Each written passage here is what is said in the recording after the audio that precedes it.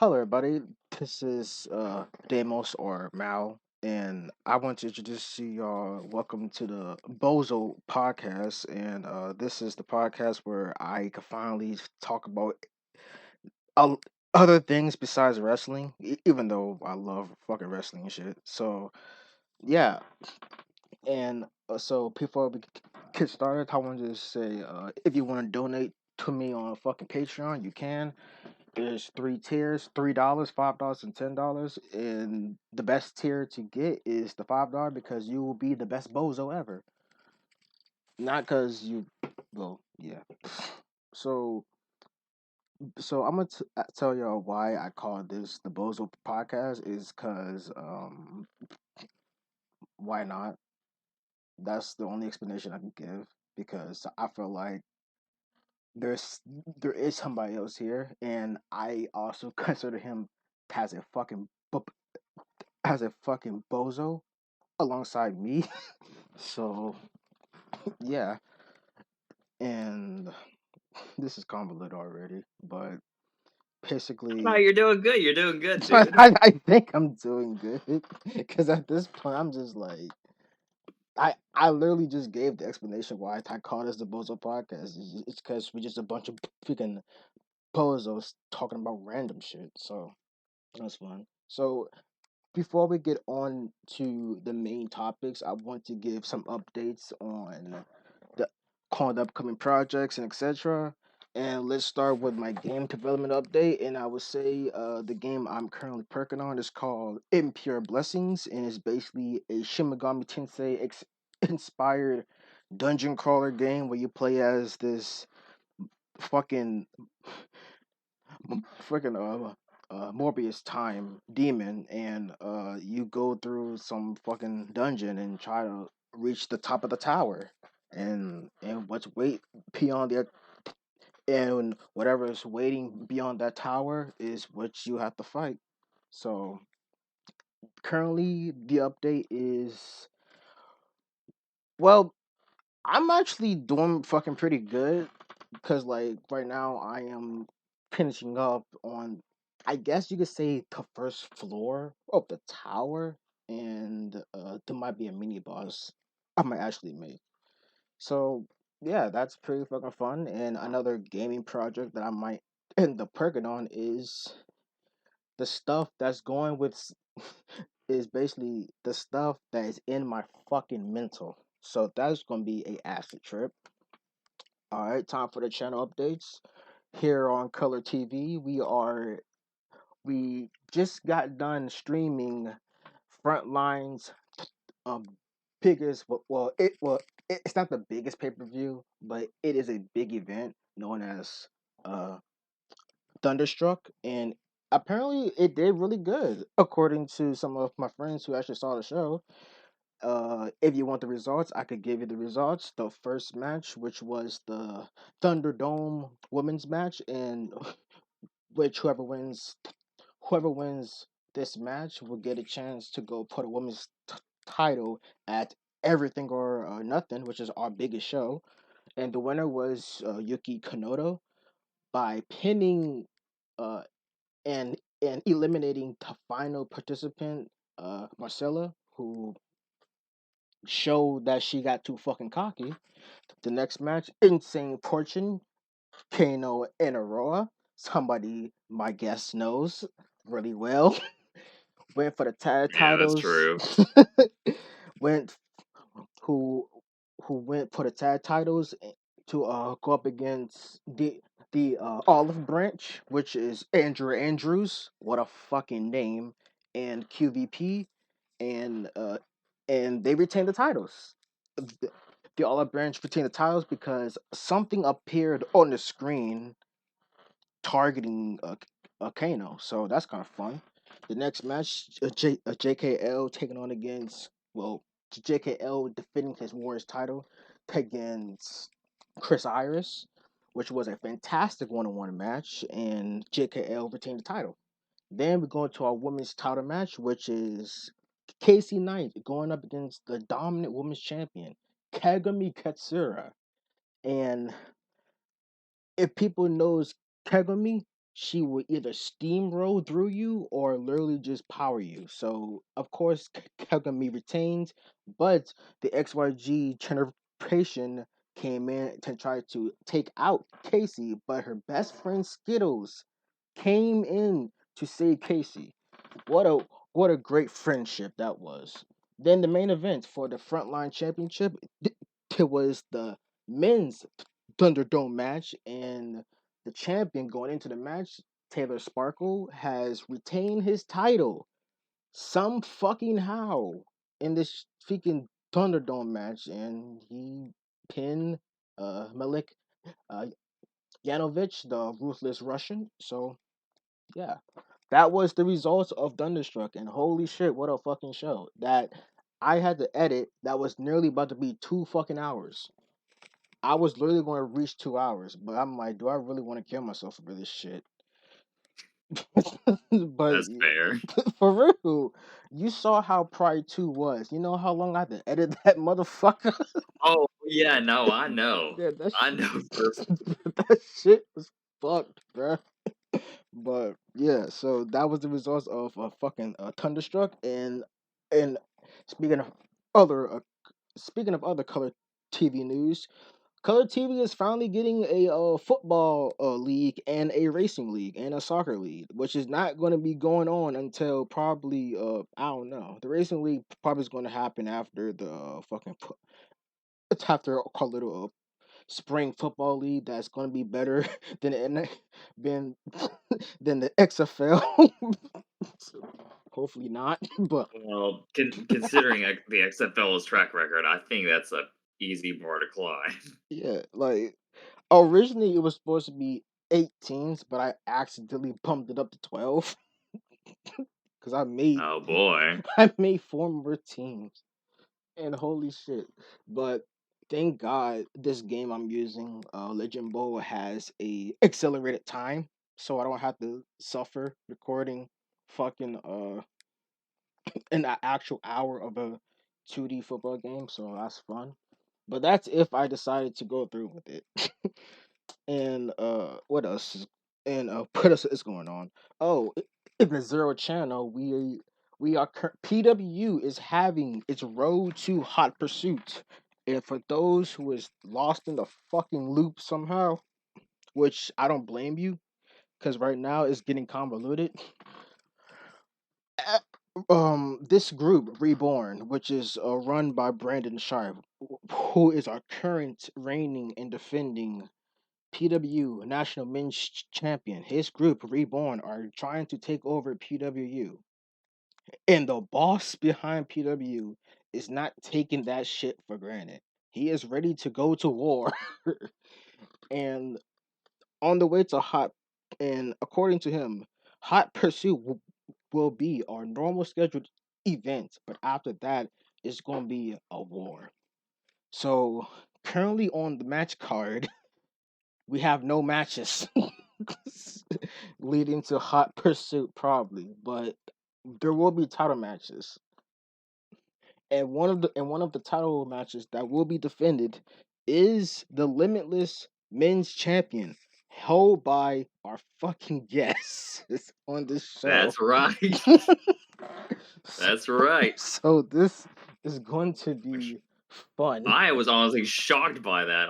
To be honest, I was like, oh well, probably it'll be cool if I won a title, but if it doesn't happen, oh well. At least I, had a pretty good match, pretty good showing.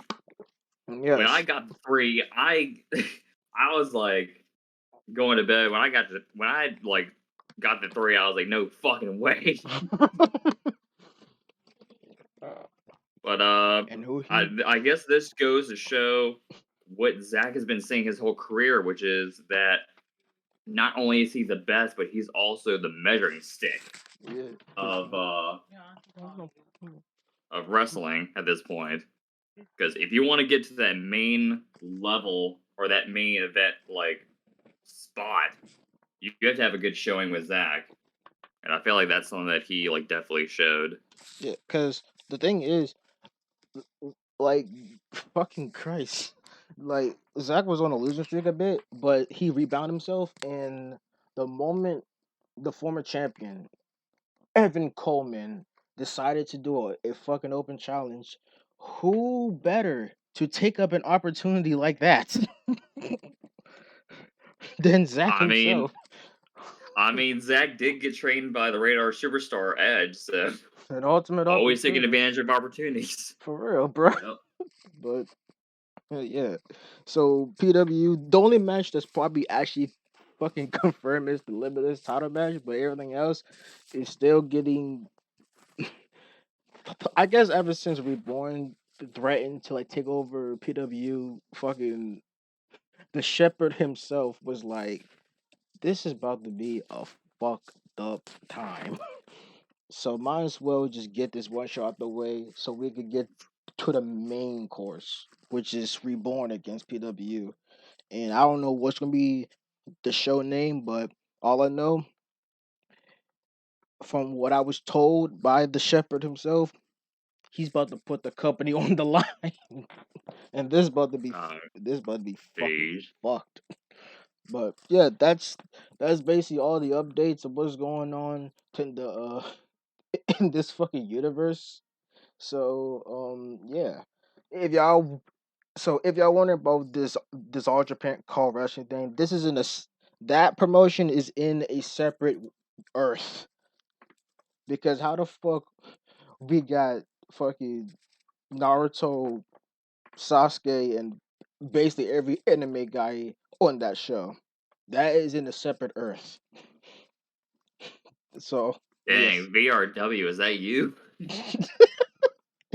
probably, but yeah. So let me introduce to you my guest. This fucking goth twink name is Zach Roper. He is a good friend of mine, and he is a fucking weeb. This nigga literally have a body. This nigga really have a body pillow, bro. So that should say a lot about him. You Well, know not what? just any body pillow. No, come on, come on. If we're gonna say this, we gotta say the facts. Right now, it's Carmella Knockdom. For I fuck's got the sake, body pillow, God which help us all.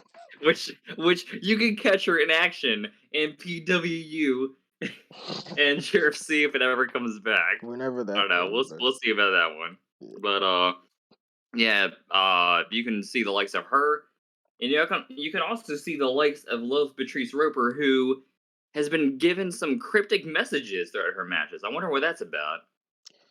From what I know, this is going beyond my comprehension. Right. Well, it seems like someone is definitely targeting Lilith, and I don't know if that's going to be a good thing or not, but she's definitely has her like sights set on by someone. Yeah, And from all I gotta say is, if you're gonna open Pandora's box, you better be careful what comes out. and I may or may not talk more about that because it's a little thing me and one of my other friends is doing. Because I will give a little teaser. This thing is not just in PW. This is across me and my friends collective. So it's gonna be a big fucking thing. So it's gonna be kind of fun.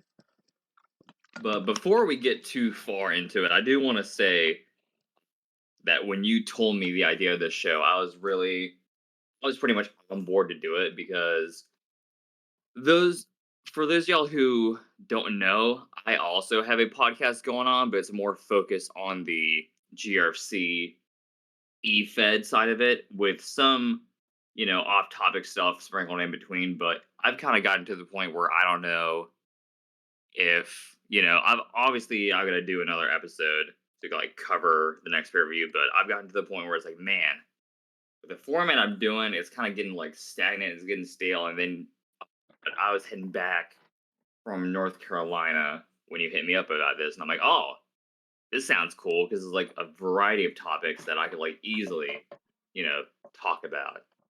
So I was definitely on board and really excited to do this when you pitched me the idea of this months ago. Yeah, cause like I'm gonna be honest with you. When I was doing some of my little things, I kind of wanted to branch out besides wrestling Like even Right. though wrestling is my first love, like Yeah, same here. yeah, so like because there's a lot of shit I really wouldn't fucking talk about, like Yeah, just private shit. yeah, and So like I usually sprinkle some topics like these on Twitch when I'm streaming, but it's just something where I can't get too deep into it like I could on here because on Twitch, you gotta like obviously showcase what it is you're streaming about or like what you're doing, but you can like I can throw some stuff in, but unlike doing it on here, I can't really get as deep into it. So this will definitely at least give me a platform to kind of do that a little bit. hmm, and I hope it does as well. And so I guess I guess well I can kind of say this now because it's kind of for those who has been paying attention to some of my channels and shit, and how I usually create certain stuff on my stuff, like especially when it comes to storylines. One of the biggest like storylines that I really was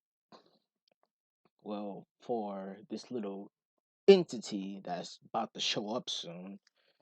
I got an inspiration from my main boy, Bray fucking Wyatt, in his Fair. creative mindset.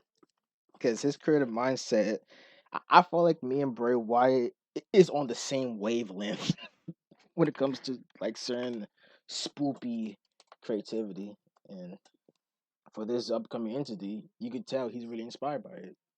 But to start off the podcast main topics, so what games are we playing? This question is basically saying what games like we've been like playing currently or getting into or whatever. So you want to start? Yeah, I guess I'll start. I guess the main one that I've been doing a lot more, especially since last year, I think I really got into this more, is a mobile game called Fate Grand Order. This is a game I started in like 2019 or 20. Actually, no, I think a little bit further. I got into this, and uh, I just I kind of like fell off of it, like for a bit, especially like during the pandemic or whatever. And it wasn't until they announced this upcoming character, Morgan Lee Fay, was coming out. Like, because for this game, it's based. I guess I should preface and say that this game's based off the Fate franchise, which is a very convoluted series to get into. But once you're in it, and it's very rewarding.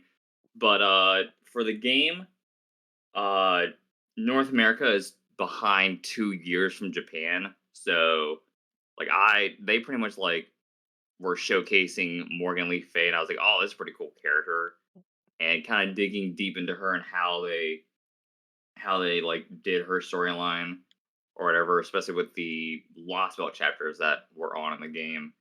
It was really compelling, and it pretty much got me back into the game because I was stuck for a while. And I finally pushed through the part I was on, and now like I'm in it. What I like about Fate Grand Order is the storytelling because it's pretty much like it's a mobile game visual novel that also has like the typical like kind of I guess battle system of like a JRPG where it's Turn kind of base. turn based.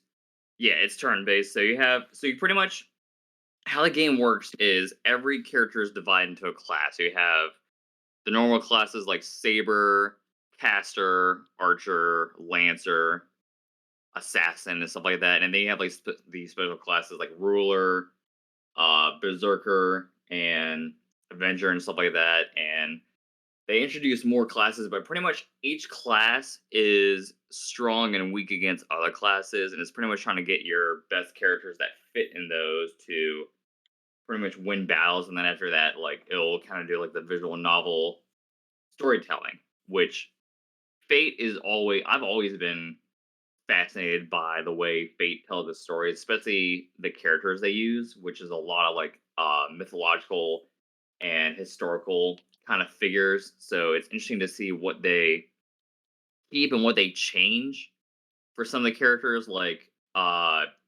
King Arthur is a woman in the game, and they do other stuff like that. Like Tamala no May, who was like the main character that got me into the series to begin with, is a uh, fox shrine maiden who wants in those games to be like the main character's like wife or whatever.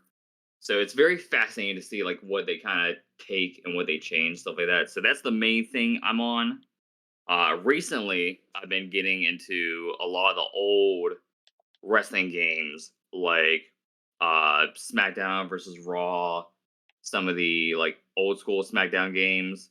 The most recent one I played, as far as like chronologically, is 2K19. The But best fucking the bruh, two fuck 2K19 is I'm this is just a this is probably a controversial take, but okay, 2K19 is better than 2K22.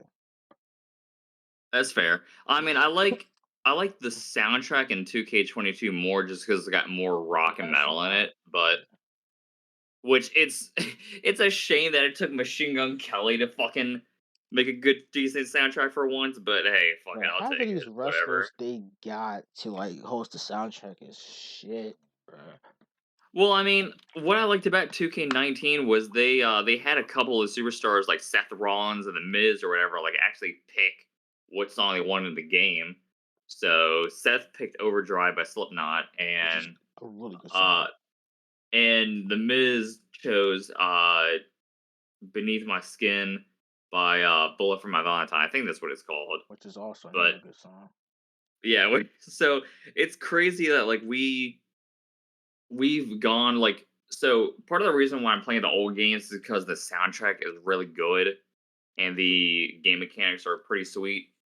But also like it's weird how we've kind of gone from like the old school kind of soundtracks of like it being a mix of metal, Hip rock, hop, and hip hop and stuff like that. And now it's mostly dominated by like, pop, pop and rap artists that I have no idea who the fuck they are. which Like is I'm looking at like I saw the 2K23 soundtrack and I think I only know maybe two songs or two artists. And it's like, man, well, I guess this is another year where I'm gonna be doing the entrance soundtracks. So when you get in my game, you're gonna be hearing Rhea Ripley's and Judgment Day's themes playing throughout my game. but But yeah, last night after the AEW review, I played Shut Your Mouth because that was actually the first wrestling game I ever played. hmm, Yeah, that's I don't think that's something I've talked about where that game got me into wrestling because it was like I had known of wrestling, like I had at least heard of wrestling, but it was literally playing that game on the PlayStation 2, going to my dad's new house at the time that like I played it and I was like, oh wow, this shit is sick.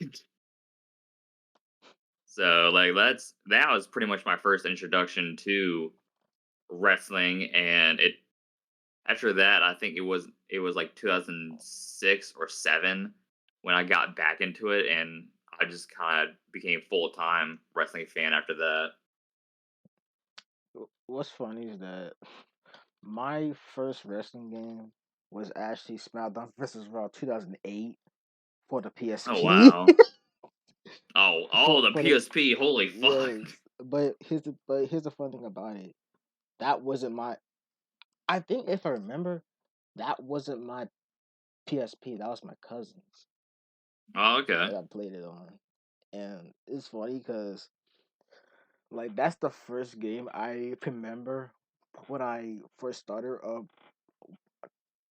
getting into wrestling. And then the first wrestling game I actually owned was SmackDown vs. Raw 2009. Oh, okay. And I held that game till I got the newest wrestling game, WWE All Stars. So I it's s- funny because I skipped 10 and 11, then go oh to All wow. Stars. So SmackDown versus or not, sorry, not SmackDown versus Raw. SmackDown Shut Your Mouth was the first game I played. I think the I went a while without playing some of the games because, like I said, I kind of like I wasn't watching Wasn't too wrestling as into it. much. But the game that I played that like right when I was getting back into it was ironically enough SmackDown vs. Raw 2009. Oh, the greatest. That The people so don't like. so that yeah, honestly, SmackDown vs. Raw '09 is severely underrated, and I'm not It gonna take is. this slander that people have. Like '08, I can understand. I like it though, just because like it Soundtrack was was the dope. first game with Melina, and well, Melina was in '06, but or no, she was in '07. That's right, yeah.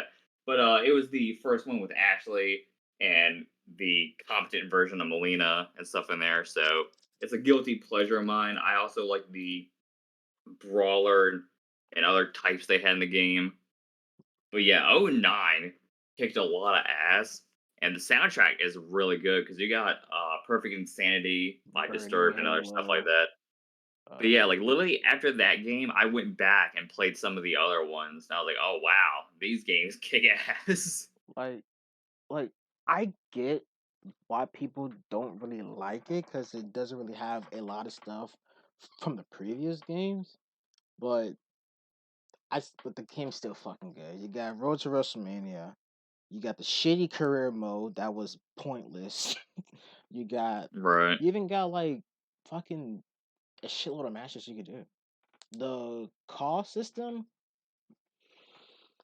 Oh, it was eh, it's a yeah, hit or miss, but everything else is yeah. pretty good, right?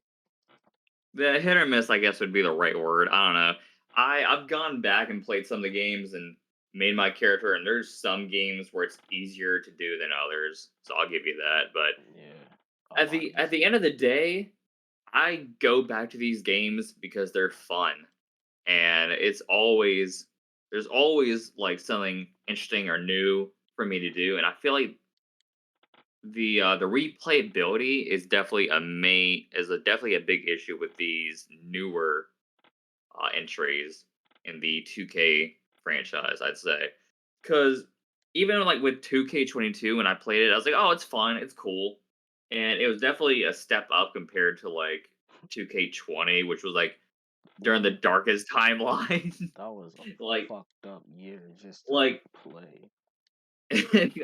it was, the game was so bad that Pulse literally made a video where he is like, yeah, no, I wouldn't recommend anyone to play this. Nah, And I stayed clear of it because the warning signs for me I noticed was when 2K on Twitter dropped Rhea Ripley's entrance, and when I watched it, I'm like, huh, why does the lighting look so dark?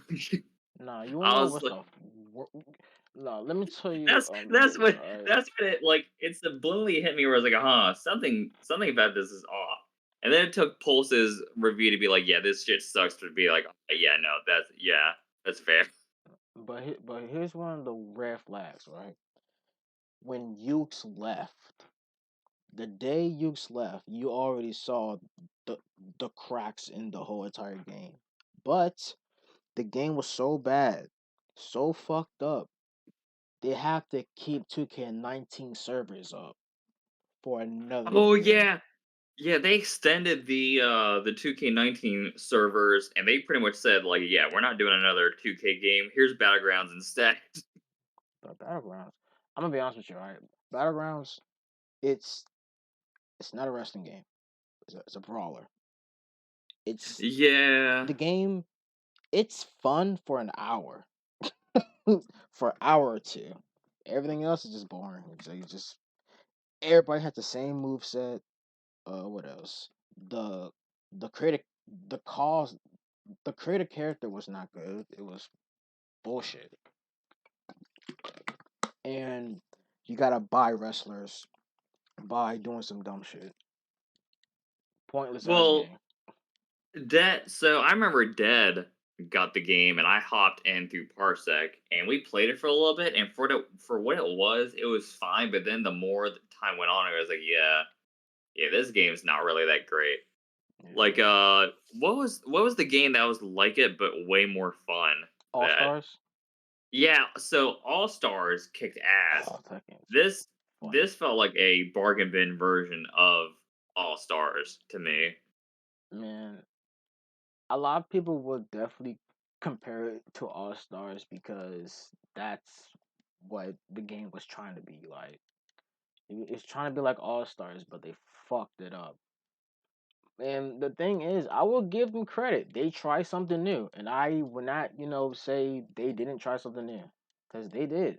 They tried it, Right. but the problem is how you made it to be like. They made it so soulless.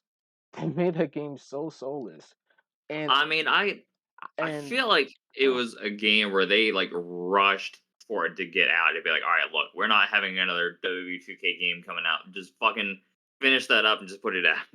you know what they could have done That's instead the of feeling I got from it, at least.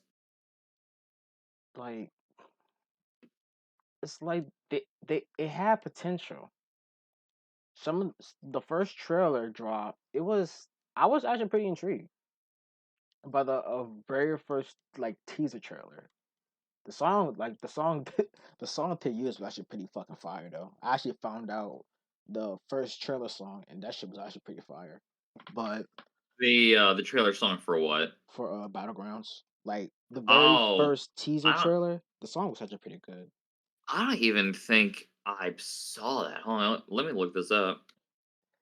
Because I know. Look, I'm not a fan of Machine Gun Kelly. I feel like It everyone it wasn't Machine Gun knows that Kelly. about me. It was But somebody else. It was a well, but the reason I say that is because the 2K22 trailer where they had like all the wrestlers like in the office or whatever, and that song played. It's a pretty good song. Like I've always said this, Machine Gun Kelly's best songs is when he has features.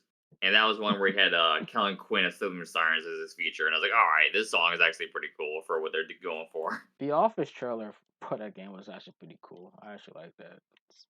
It's goofy as fuck. That's why.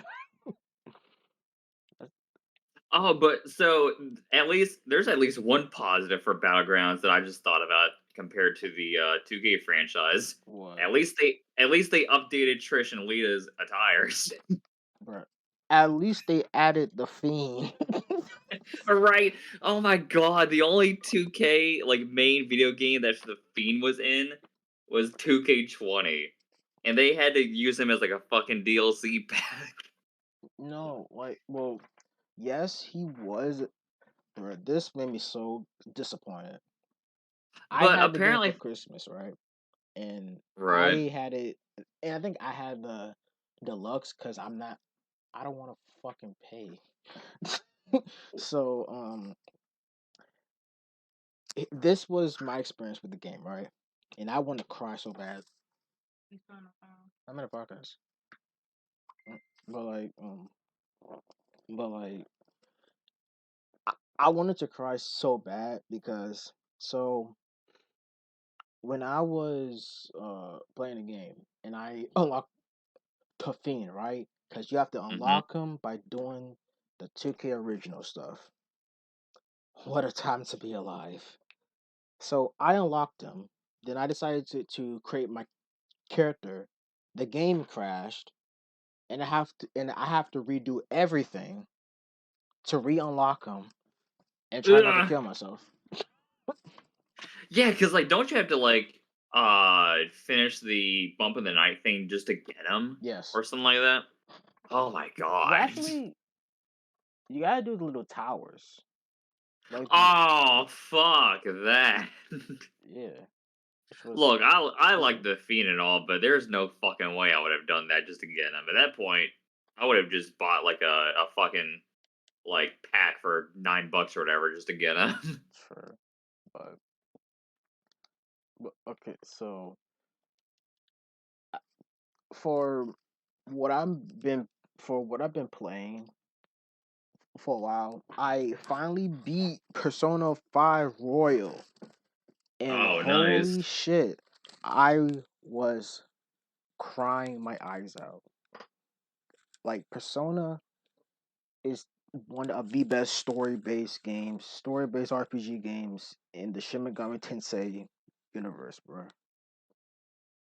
Because when I fought the final boss of a Persona 5 Royal, which was Dr. Maruki, I was in pain fighting him because I don't want to fight him.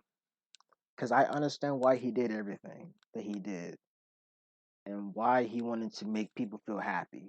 But I can't accept the reality that is just giving me what I really wanted. I wanted to, accept certain things in life to move on. I can't have everything I can't have everything to be happy. Sometimes we gotta suffer to find happiness. That's why it was so hard to fight this man because I don't want to hurt him. But after I beat him, I didn't beat him yet because this nigga summoned this big ass golem looking nigga just to fight me with, and it got more painful because I thought it was over, but I could see him suffering, and the end, and at the end of the game, I was heartbroken, but it's but at the same time, I was happy because now everybody could be doing their own thing without nobody dying.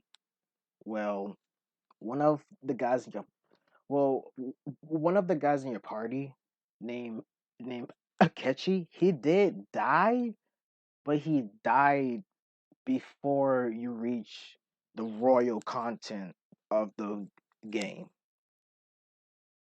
He died by himself, meaning his copy in the metaverse that pa- the palace ruler. Okay, if y'all play Persona 5, y'all I'll probably understand what I'm talking about. But if y'all didn't, it's gonna be hard. This is gonna be hard to explain because it's a I mean, lot going on. I know of the Persona franchise, but I've never played 5, so I'm like totally lost on Yeah, what's going on. yeah. Which, To make it to make it more simpler, the guy you try to take over, well, the guy you try to destroy his palace. He's running for office in Japan, and he's a dickhead. He used this other reality to basically control everybody to make his election go smoothly. And he has a son named Akechi, and Akechi's a dickhead, but you understand his pain because his father is a dickhead, even worse. He killed his wife. He killed Akechi's mother somehow, and he wants to use Akechi as a puppet. So when you fought, so when you fought Akechi, right? mhm. Well, he knows his father's a dick, and he wants to get revenge. But when you beat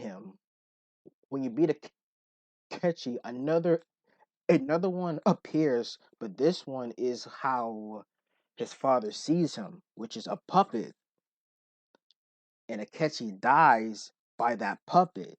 Basically, his own his own worst enemy, his final foe is himself, which is fucking sad because he knew he's going to end up dying somehow. So when you meet him again, okay, so after you beat the base game, then the royal content, which is the expansion, starts, and it starts with you meeting Akechi, and you was like, I thought you fucking died, but there's something he ain't telling you until later on. The world you somehow got into right after the base game is a reality where everybody wishes come true. So you started seeing some wild shit like this dead mother somehow she's alive, or this man is in, he getting everything he ever wanted in his life.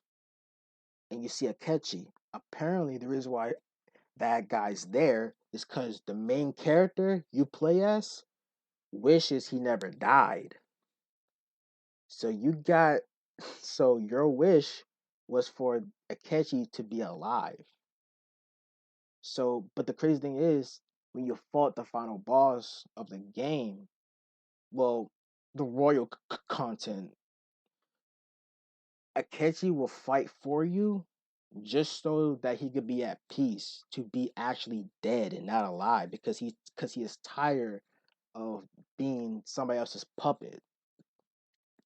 The fact that he will fight with you, just knowing that he's going to die, says a lot. And that's why that game make me want to cry my eyes out. But Persona is a really, I recommend P5's Royal for everybody because it's a turn-based game. But if you like the storytelling and would ride or die with some characters, it's an emotional roller coaster. And another game I was playing, right, is Yakuza. If y'all know Yakuza, Okay. fucking great games. And Is another, isn't that the game that had Okada in it or whatever? bruh, Yakuza is the most gangster game I ever played right now, bruh. Gotcha. These motherfuckers. If y'all know what the Yakuza is like in real life, this shit crazy, bruh. But another game I got back into was Shin Megami Tensei 3 Nocturne. That game I wanted to kill myself every single fucking day because if y'all know Shin Megami Tensei 3 and y'all know how hard Dark Souls is, this is the Dark Souls of turn-based RPGs. Jesus. It is you have to pray to whatever deity you believe in. You either get a crit, a weakness, or just luck. Cause when you get them crits or weakness, the fight is much easier. If you don't, it's possible you could die in 3 turns or one foul swoop. It is luck. And the game the story is there, but it's not telling you the story. You gotta find out yourself. It's just like Dark Souls, bro. You don't know what the fuck's going on. All you know is that you was a student, some demons got out of hand. Now this city turned into a wasteland desert with sand, and you have to go all over the place, recruit demons, fight demons, and try to understand what the fuck's going on. Cause that's all you. That's all they tell you. You're a student. Some shit happens. You in this labyrinth, and now you are known as the Demi Fiend. But yeah, Shin Megami Tensei 3.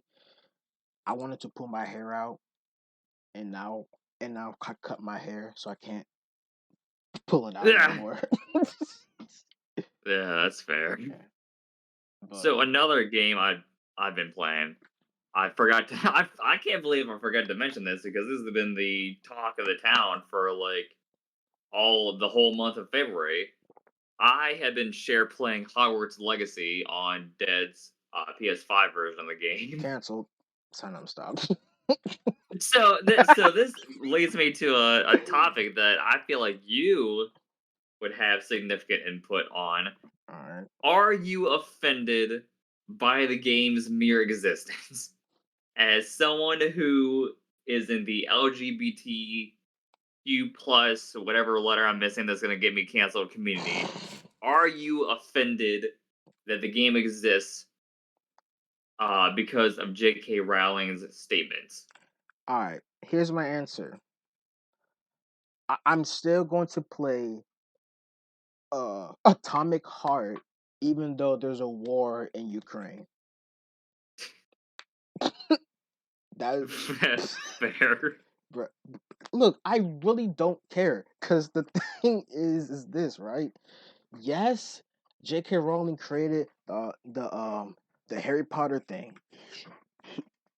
Like, yes, J.K. Rowling created it, but this has no input in her. She has no input in this game. And plus, don't the game have some sort of representation in it, like trans Okay, or so whatever? yeah, so there are trans people that worked on the game, and there's also a bartender in Hogsmeade that's also trans. So what's the But problem, it's not good enough. dude?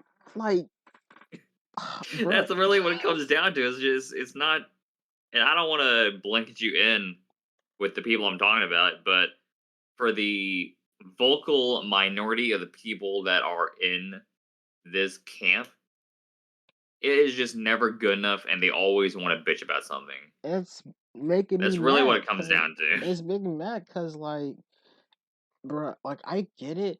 Years ago, there wasn't no representation, or or if there is, it's a stereotype one.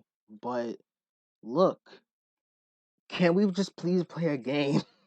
It's not Right, that's what it comes down to. I just want to play a fucking game. I want to just play a dumb wizard game where I can get sorted into Slytherin and just start killing people.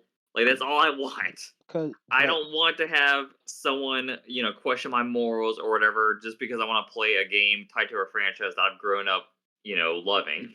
like if you want to question people's morals on a game, I play Postal 2 from time to time, and you know how fucked up that game is, bro.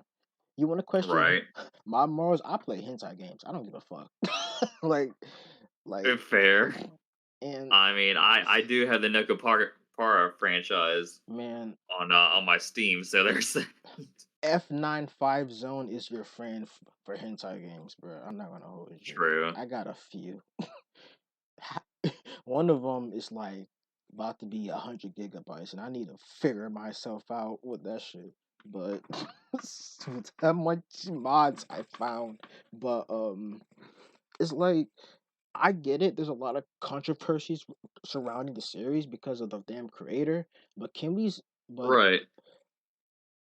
if the creator has no input on certain things with the franchises and it's created by another group of people who wants to make the franchise, well, a certain thing with the franchise a bit distant from the creator, then what's the problem? Like And my thing is like she's a billionaire. She's already won. she already Like won the war. What's the there's point? no yeah, there's nothing. The only people you're hurting by boycotting the game is the people who developed the game and worked on it. Because like you said, she had no input on the game. It's her world and her franchise. So she's the only thing that she owns is the IP for Yeah, it. like she That's owns, it. like she That's owns, literally it. yeah, like she owns the IP. She owns nothing else. She doesn't really own the game. Well, for certain reasons, she technically does, but she don't really, It's legal mostly the reasons she IP. does. But Like it's yeah, mostly just the intellectual property of the Harry Potter world that she owns and the yeah, characters are in it, but like that's pretty that's the much legal it. side. Legally, And she it's owns like, it, but not the game itself. yeah, like and they mentioned that like when they were developing the game that they're like, yeah, no, she doesn't really have any input on the game. Like we're just doing this based off of her world. Yeah, like we're And just doing this for y'all when y'all and bitch in it's the so morning. yeah, like and they literally treat people who buy the game like Hitler, which is it's so it's weird it's that we've fucked. gotten to this point in society where like, people are getting canceled For for just playing playing game the game. and the worst part is when people go on the streams of people playing the game and making them cry, like Silvervale, who is a VTuber. Like to me, that's fucked up. Yeah, like Like it's one thing to voice your displeasure and to ask people to boycott or whatever. Except there's people that are like doing that on TikTok or whatever that are going about it the wrong way. But to yeah, like actually the go to streams and doing that, it honestly gives people who have justifiable reasons or want to go about it in a peaceful manner. It makes them look bad, honestly, yeah, because they get lumped in with these weirdos that do that, And when that happens, it's like, all right, well, you know, Like, it's fuck. And yeah. and I And mean what here's I the thing: say. the protesters lost because the game made like They bank. it sold like a lot of copies. You know what? Let me check Like, something. let me see what the exact number is. No, like I'm about to check like how big the fucking game is though. Like not in like like not in money size. I'm talking about in gigabytes because well, yeah, I could pre-order it still on the So, PS4. Hogwarts Legacy sold 12 million copies, and it's made $850 million, and it's sold globally. Damn. Yeah, yeah. So the boycotting did not work. If anything, the people telling the people trying to boycott and telling people to like not buy it actually made them buy it more because it gets to the point where if you tell someone not to do something, They're gonna do they're it gonna fucking anyways. do it as they're gonna do it to like shut you up and say fuck you. Hmm. So so the boycotting was a better marketing strategy than they already had. But I'm gonna say this though. Like, there's another controversial game out there. It's called Atomic Heart, and I'm gonna say this, and this is just me, all right? Because when I first heard about the game years ago, I was excited. I'm like, oh shit, this reminds me of Bioshock and Doom. Bet in Russia, the Soviet Union. Oh hell yeah, let's go. And it looks really good. But then the Ukraine war happened, and there was some stuff I saw saying, "Do not buy Atomic Heart," and I'm like, I'm gonna buy it because I've been waiting for this game for years. I want to play it. Right. This game has nothing to do with the war with Russia and Ukraine.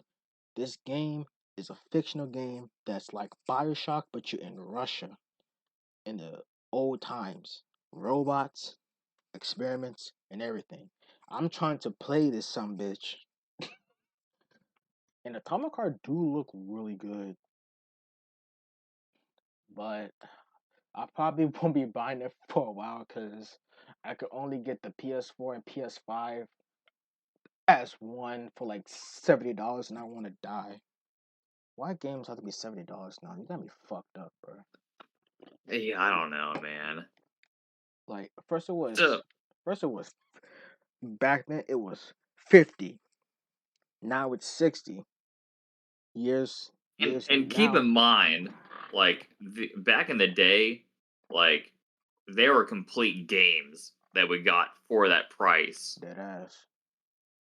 Like nowadays, it's like you gotta get DLC expansion packs, other bullshit that you don't really need.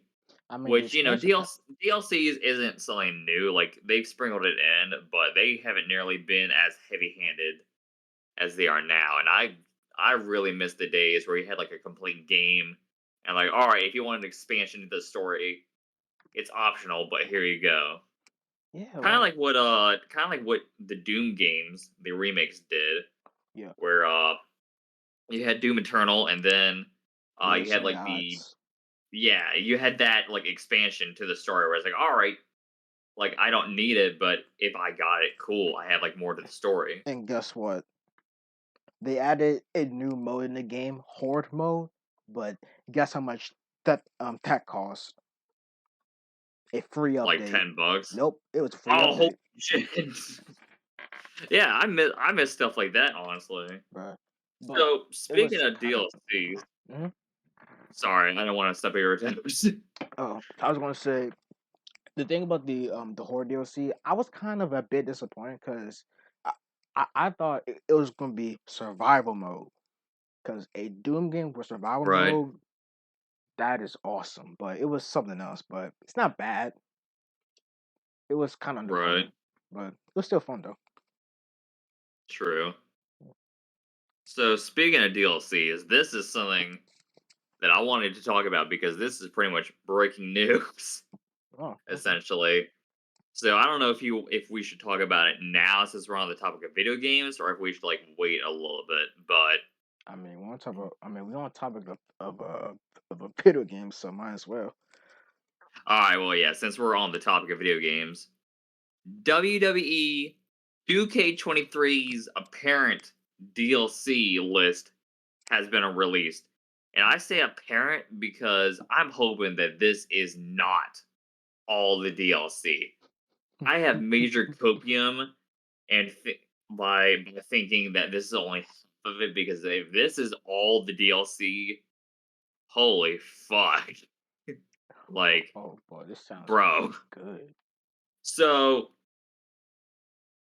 well, I'll read it off and I'll get your thoughts because I have a lot of thoughts about this. All right. So,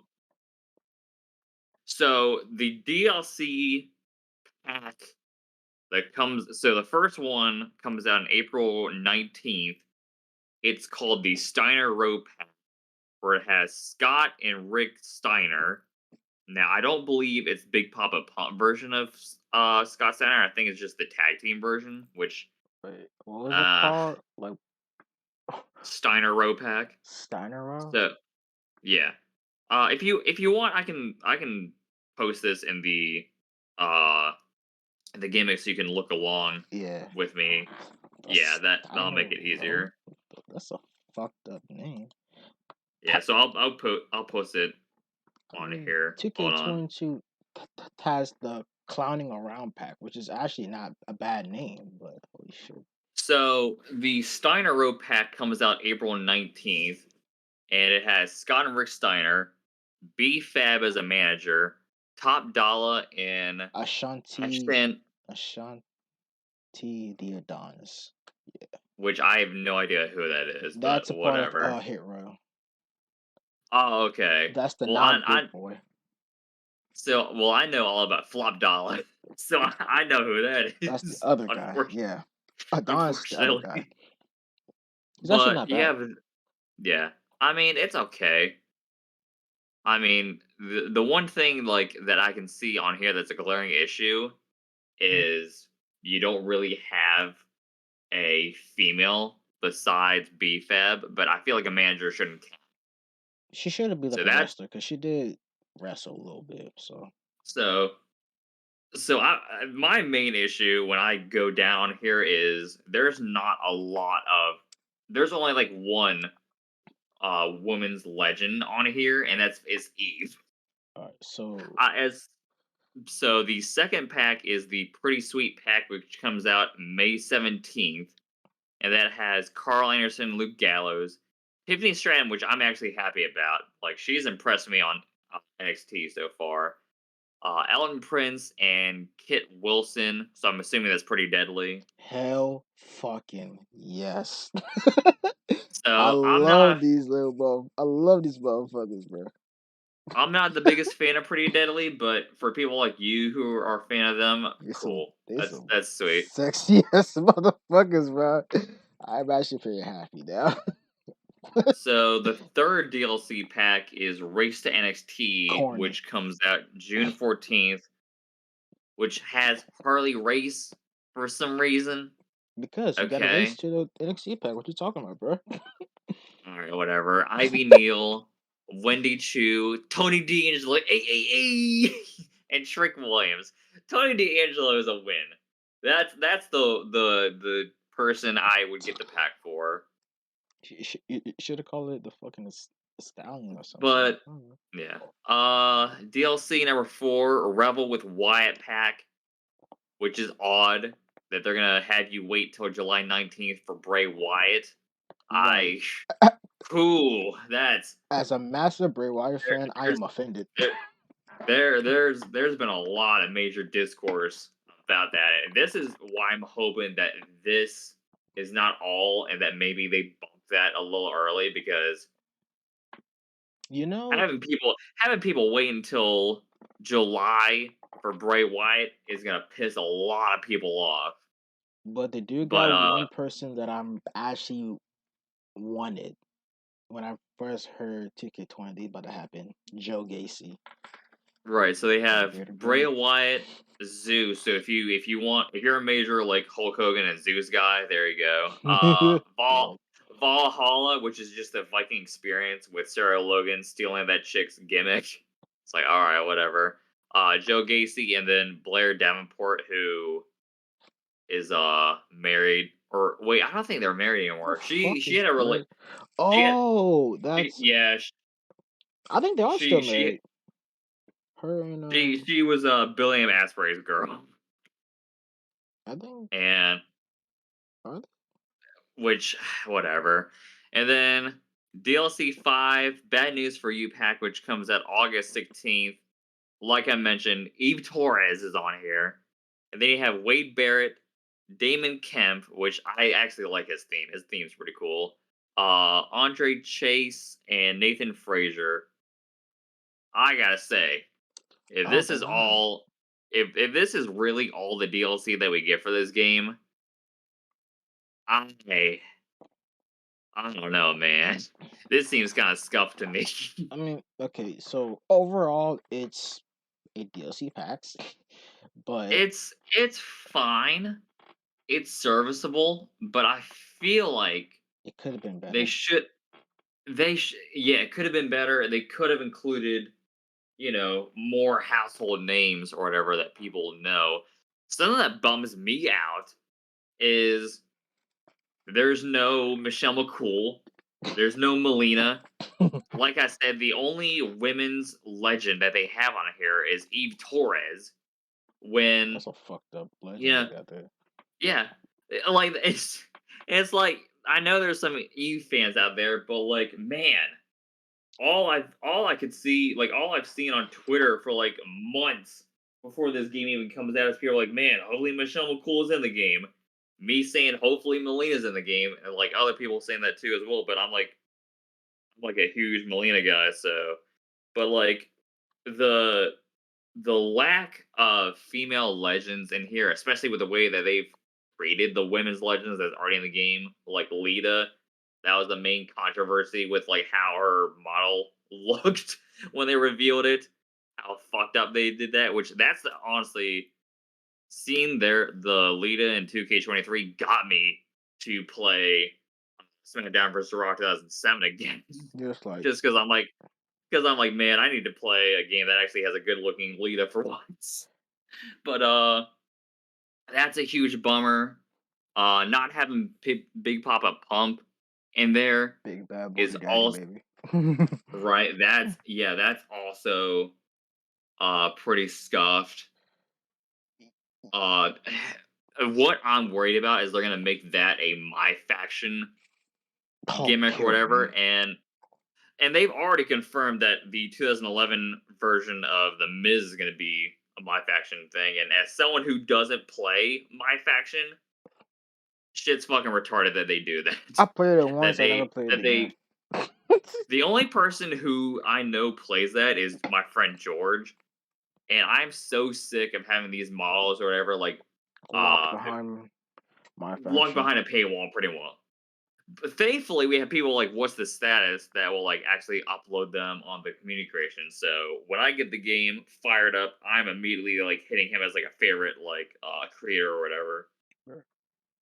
But yeah, like there's definitely I would say probably the people on this DLC that I like is Wade Barrett, Bray Wyatt, Tiffany Stratton, uh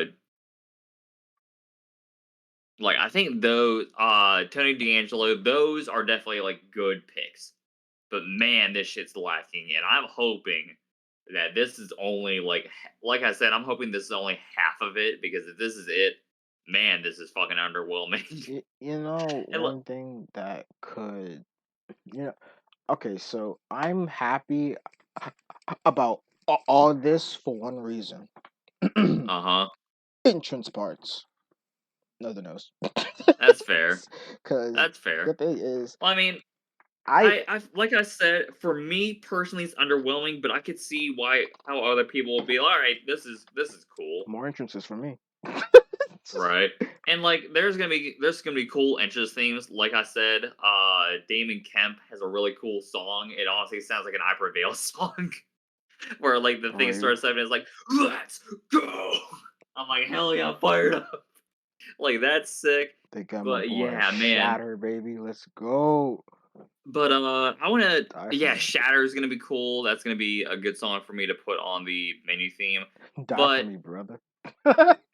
I remember 2K put out like the little bad newspaper map thing. Oh, Bad News Bear is also a guy I like in the DLC too. I'm excited to God use him again. save us, please. I remember they had this like map thing, and like with the White Rabbit thing, people were like going deep into it to kind of find clues. And there's some obvious stuff that they've left out of the map, which makes me like wonder if this is really it or not. So I'm gonna copy the image and post it in here so you can look at it with me. But there are some very obvious clues and stuff that they have left out. The Like bad that newspaper. wolf. Yeah, like the with the wolf, people were speculating maybe we might get we could have gotten the Lone lone wolf. wolf version of Garen Corbin. That's And possible. with the moon, people were thinking Luna Vachon, but I was thinking more Isla Dawn. People even were able to see like Carlito and stuff in there, and you have the Divas title, which people thought we'd get like a Divas Legends pack, which would have included people like Michelle McCool, Leica Molina, I see some graph. other people on there, and there's Diamond like 9 is probably coming. Yeah. he also had the Greek statue on there too, Chris and it's Masters. like there's a lot of things on here that are blatantly missing. So in my mind, I'm looking at this DLC list and I'm saying to myself, this can't be it. There's no fucking way that this is it because there's so much stuff on here that is left out. So I'm having a hard like I said, I'm writing pure Copium right now. But in my mind, I'm like, there's no fucking way this is it. Based off this map and based on the fact that it honestly, if you look at the edge, it looks like it's incomplete. Probably So is. maybe that's just me hitting the copium too much, but man, I like there's no fucking way you can convince me that this is it. And if that's it, wow. That's really fucking underwhelming. Trick Williams. Okay, so Trick Williams definitely in the game. Nathan Fraser. I see his name. Let's see. There was some like Harley, there Don, was someone Eve. who like yeah, there was someone who DOC like is definitely posted in the like game now. See that? leaks of the DLC, and the leaks sounded way cooler than what we have. So let me see if I can find it. Okay, so Chase U is gonna be in the game because I see Chase U on that some bitch.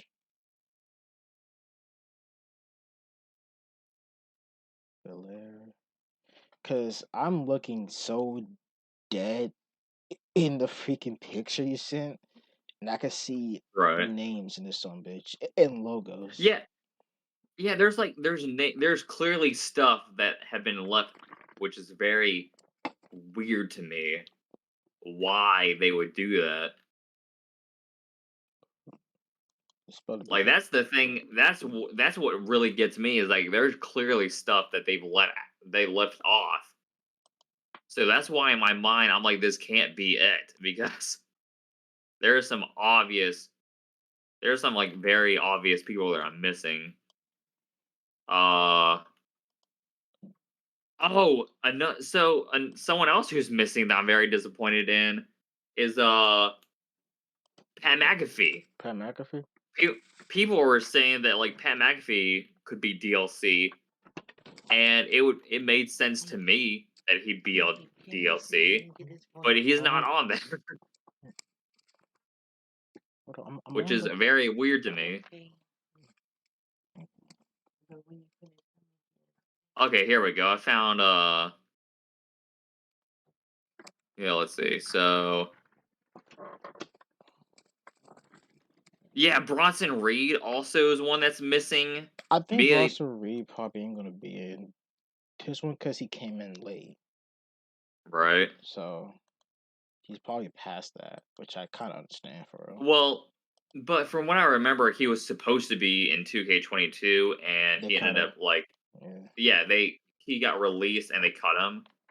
So that's another thing about 2K22. I don't know, like I'm gonna backtrack There a was a little lot bit, of cuts in that game.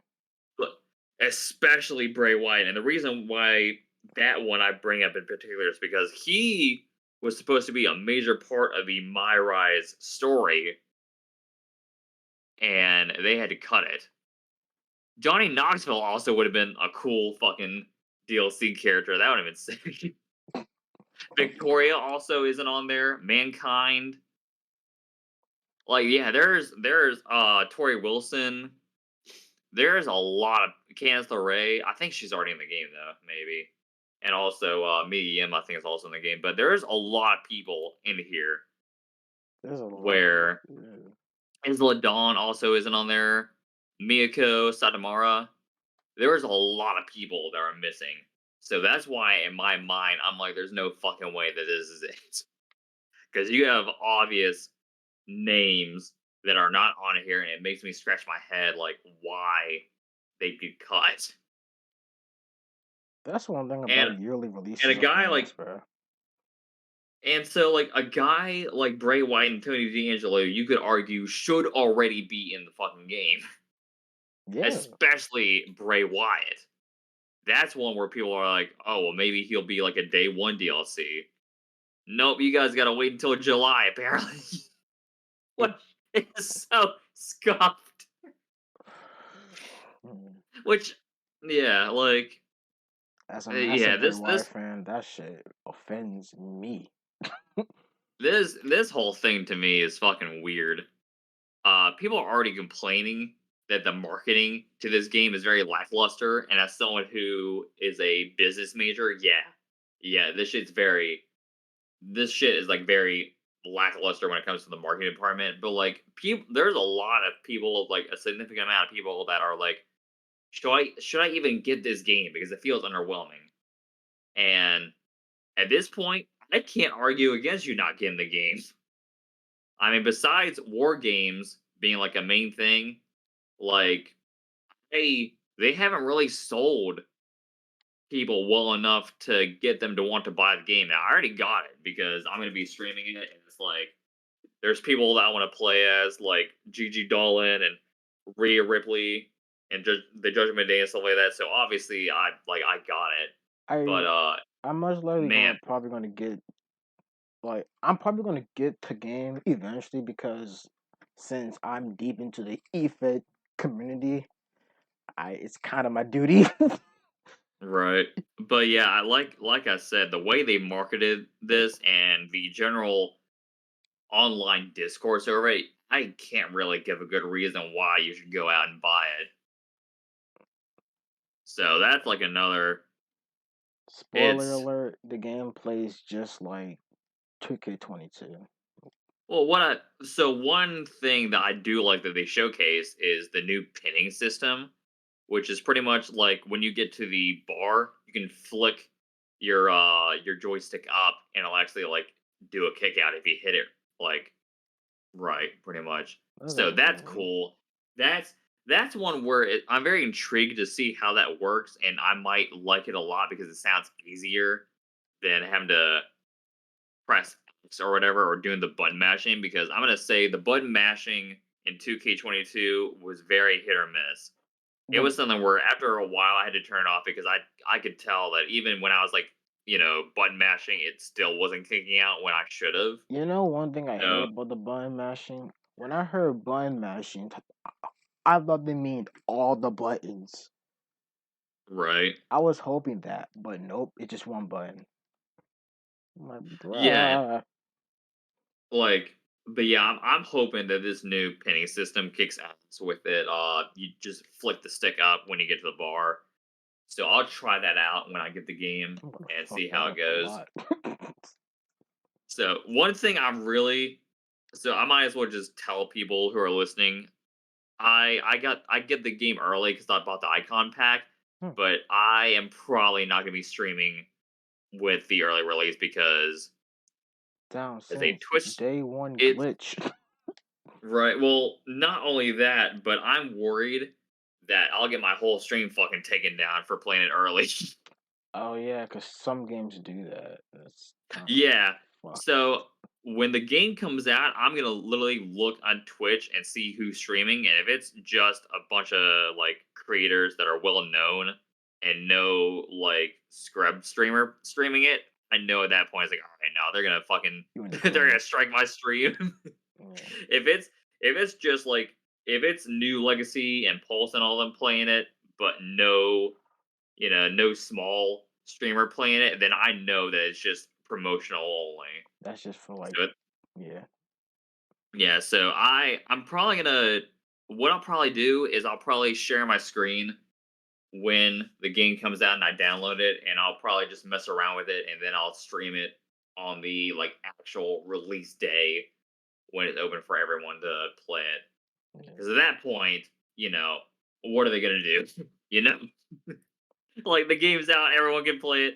At that point, there's no need for me to like really be worried about them striking it. But as someone who had their uh channel struck and their stream taken down for showing how to sell, I think it was like 2021 or whatever. Like I'm not fucking taking that risk again. I'm not risking it because that shit sucked. And it wasn't even a good pay per view too. That's the funny part. That was arguably one of the worst fucking Hell in a Cell pay per views I've seen. Wait, you And said 2021, right? it was Wasn't so it was nah. the one where it was Bobby Lashley and Drew McIntyre. Oh, It was that Hell in a Cell. It was something where I was deep in my VTuber gimmick and I made the screen as small as I could. Was talking over it the whole time when people were coming in, and my stream got taken down. And then Dead told me that he saw someone where they had the screen as big as they could, not talking, and their shit wasn't taken down. I'm like, all right, this is fucking bullshit. Like, what the fuck, Twitch? being racist to vampires. Right? But yeah, that whole pay per view sucked. Like, and it wasn't that it sucked. It was boring. Like nothing on that show. Like you had someone clearly like Drew took a fucking pad bump through a table. It doesn't get worse than that. But thankfully Triple H is starting to get rid of these gimmick pay per views, and they're They doing need what they to did get back a. in the They need to get rid of that mouthful of a name. Freaking WrestleMania Backlash. They need to get rid of that well name in well general. well they already said that it's just gonna be Backlash. So after Good. WrestleMania it's gonna be Backlash. And what I'm liking is what they're doing, what they used to do back in the day, which is they make Hell in a Cell matches feud enders. So it's a match where it can take place on any show and it's designed to end a feud. That's something that Triple H specifically has said that he is doing, where he's getting rid of all these gimmicky pay per views. Because after a while, it's like, oh, well, we're in October, so time for Hell in a Cell, I guess, where Time for a spoopy that's not event. the point of it. So one of my all time favorite Hell in a Cell matches have not take place in the Hell in a Cell pay per view. One of them was Edge versus Undertaker at SummerSlam, and the other was Undertaker versus Brock at I want to say No Mercy or whatever. But I like Hell in a Cell matches that are done just at whatever period because it's designed to end a feud. A recent example of that was Seth versus Edge at the Saudi Arabia show, where they used the Hell in a Cell because Seth and Edge had such a heated rivalry that it made sense to blow it off. Yeah, like So I'm liking that we're getting back to that, because that, as someone who grew up with them doing that, that makes me really happy that we're getting rid of all this like stupid like gimmicky parodies or whatever. I like police. that. They. I like that this segment is supposed to be video games and we're doing this. I'm sorry Yeah, about that. that's fine, bro. I'm sorry, man. But, yeah. Like I said, I got a lot to get off my chest. So, hey, that's the only way to do it. Just talk. Well, Right? That's what this podcast is for. We just get the shit off our chest. well, one thing I would say, I hate yearly releases of a certain like a certain series of games. I hate yearly releases, especially when it comes to sports games, because they The are shit gets like, outdated, yes, like especially with WWE because there's a lot of people where they've had their looks or gimmick changed, and the game's coming out. It's like, oh well, this shit's already outdated. but I'm just happy that AEW game is going to be one release, and then they're just going to do random updates of rosters and Right. gimmicks, which is pretty great. So I think Tony Khan said that they're going to be announcing the release date of the game soon because it's pretty much done. It better At be least, this year. so yeah. So that's what I heard at least about the press conference after the peer review that like he's going to announce the release date for the game, and I'll probably wait for Dead to buy it, and I might hop in parts so I can see how I feel. But I might actually I'm buy it just because I honestly need a new wrestling game in my library. right. I mean, if it's fun and I can see myself playing it, because that's what I did with 2K22. I hopped into Parsec, or actually no, I actually just like game shared it. And I was like, oh, this is fun. I was like, oh, this is fun. This is like I can see myself playing this. But if I could easily see myself maybe doing that with the AW game. Mm,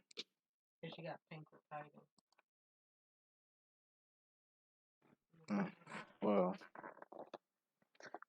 so next on the list, Yeah. since you Yeah, I was feel like we talk about video games enough. yeah, the next on the list is what music we listening to currently. I'm gonna go first in this one.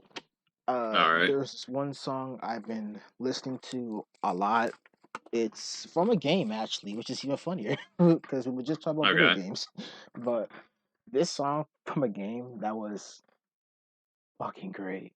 It's called "Follow Me," and it's the theme song for King of Fighters 14, but they brung it back for for 15 as the grand tournament finals match. So like if y'all play King of Fighters and y'all know how the story is in 15 Okay. where you fight, all the way when you hit the grand finals, that's the song they play. Follow Me. And Follow Me is fucking good. Oh my god. Like, bro, like if I, I might end up editing this freaking podcast and just like play it once, but the song is so good. I remember when I first heard that, I was like, "Oh, wait, what the fuck?" I was bamboozled, bruh. But yeah, so that's one song that I've been listening to on fucking repeat a lot. Another one, ah, what's another one? Cause my Spotify's kind of fucked. Yeah, But same. cause like I got all types of fucking songs, but that's the main song I've been listening to a lot. Cause that shit hits like it hits a certain way when it comes down to like hook and everything. Cause mind you, this is a theme song for a fighting game. So most fighting games, their theme song be like, yeah, yeah, yeah. But this one, if you know the context of the history behind King of Fighters and how it went from a really rising fighting game series to a downfall to the point that SNK had to like close and then got bought out, mainly focused on what's it called, pachinko machines in Japan, and then literally focusing on that, but like they end up dropping a then they end up dropping a King of Fighters game out the blue that was so good. It's just fucking great. And I'm put it in the chat. This song is fucking awesome. So that's one of the main songs I've been listening to. How about you? You probably Oh gonna have wow. like 20. Yeah, I mean, I listen to a lot of music, especially like rock and metal, but as someone who's working on making their own music, I've actually appreciated other genres. I mean, my biggest guilty pleasure for anyone who knows me is Big Time Rush. Like, I just, I love Big Time Rush, man. So the people that I listen to mostly that are outside of the rock space is Big Time Rush, Demi Lovato, especially her new. That was really good. That was more. It was more rock sounding, but it sounded good. And I also like Halsey. Recently, who I've gone into is let me pull up my Spotify. So I was hanging out with a friend of mine yesterday, and they pulled up this guy called Sullivan King, who is really good. So right now I got Venomous featuring Spencer from Ice Nine Kills on there. Like it's Sullivan King, from what my friend told me, is a guy who does this metal dubstep, but he pretty much does all the Oh. singing and all the instrumentals and stuff. Like everything you hear is done by him, which is really impressive. I also like Aimer. Like that's like more of the kind of anime music I listen to. Like there's certain artists in the anime sphere that I listen to, and Aimer's one of them. The Dead Love is really cool. They have this pop punk kind of style that's really cool. Uh, let's see. New Reality by The Word Alive came out last weekend, and it's a really fucking good song. Like, I'd say The Word Alive is probably up there in my top 10 artists I listen to that, like, are solid favorites of mine. But this is the song that I wanted when they released Nocturnal Future. So, New Reality sounds a lot like the kind of old school Word Alive that I remember listening to. It's got more of a metal sound to it. And I remember like when they teased a snippet of the song, it sounded so good that I used it for like my custom kind of WrestleMania kind of hype stuff that they're doing, because I'm sorry, man, but the weekend just does not give me hype for WrestleMania. So I know, The okay, returning Poppy. yeah, We need more. Poppy, We need more Ghost of Poppy. Maine. I'm honestly surprised that they used Ghost of Maine in NXT, if I'm gonna be real. But Ghostman is fucking great. That is yeah. one creative guy that I adore a lot. So another band I've gotten into recently is Sleep Token. Have you heard of them or no? Sleep Talk. Yeah, Sleep Token is really good. It's so they're a alternative band that their stage presence is really cool. Uh so they're all masked, pretty much like Slipknot, but they also they have masks. They don't really have any names. Uh and instead of like a concert, they call it a congregation. Hmm. And it's really cool. Like the lore to the band is really cool, but they also sound really good. Like the guy who sings, believe his name is Vessel in the band, his voice is really unique in this kind of alternative space. So the songs I really fuck with by Sleep Token is Hypnosis, Alkaline. Off the new album that's coming out, I really like The Summoning, and I like Vor. Like they're a band where if someone wants to get into metal but doesn't really like a lot of the screaming kind of stuff, I would say Sleep Token would be like the perfect kind of bridge to get into heavier stuff. Uh, So I'll leave some songs in this chat for you to check out later, but they're really good. So Sleep Token's kind of a newer band that is starting to pop off that I can't recommend enough. well, there is one music artist that I fucking love, and apparently, from what I heard, they about to break up, and I'm fucking sad. Oh, I hate when that happens. Like they are a rap duo known as City Morgue, and I think you heard some of their songs because of Kano having one of their songs as Fair. a theme. But they are my favorite fucking rap duo. They are trap metal, and Okay. which is my type of music, but they are so good. Like some of their songs, especially well, their unreleased songs and their non-official, how I put it, they got songs that's not on albums or on the on Spotify that are actually released because they're from SoundCloud. Right. So they're how you put it, because they are released but they're not released. It's- So demos, pretty much. no, like they're not demos. They're actually fully made songs, but it's not on Spotify. It's mostly on SoundCloud and shit. Oh, okay.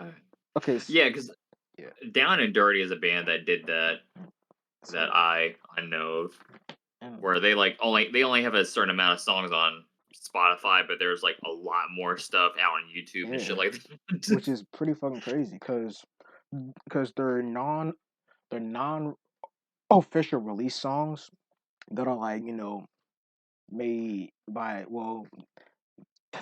Tuta's actually released.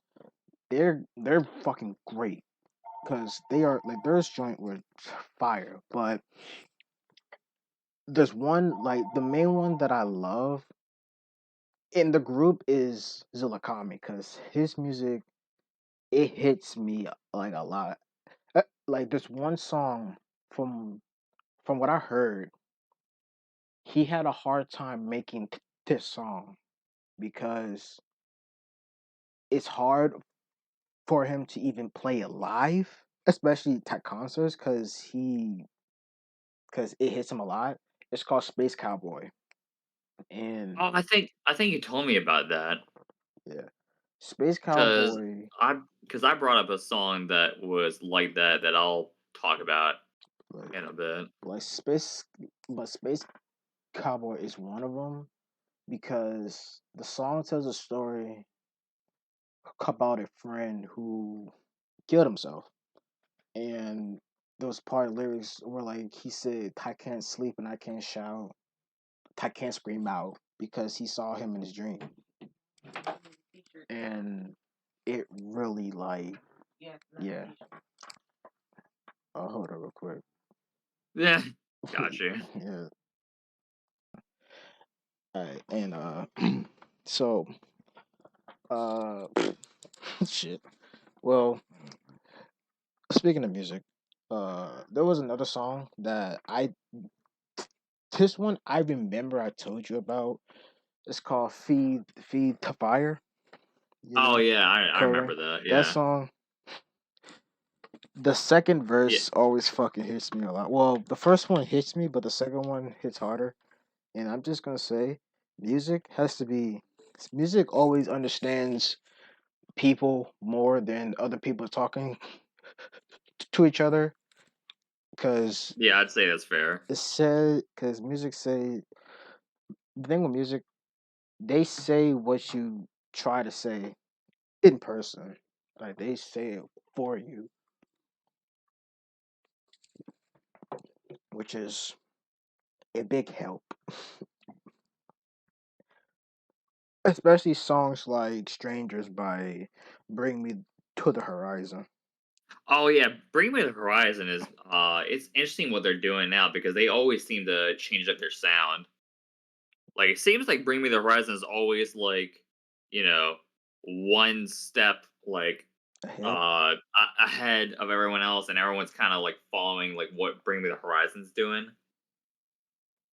So they're an interesting band and I'd say they're easily in like my top 3 bands of all time. When I hear a two music, a two song, all right, a two song comparison. If you want to compare uh their songs, take Throne and Right. compare it to uh Kingslayer. Oh yeah. You see the Well, yeah. difference between them two songs? How it Well, I mean, sounds.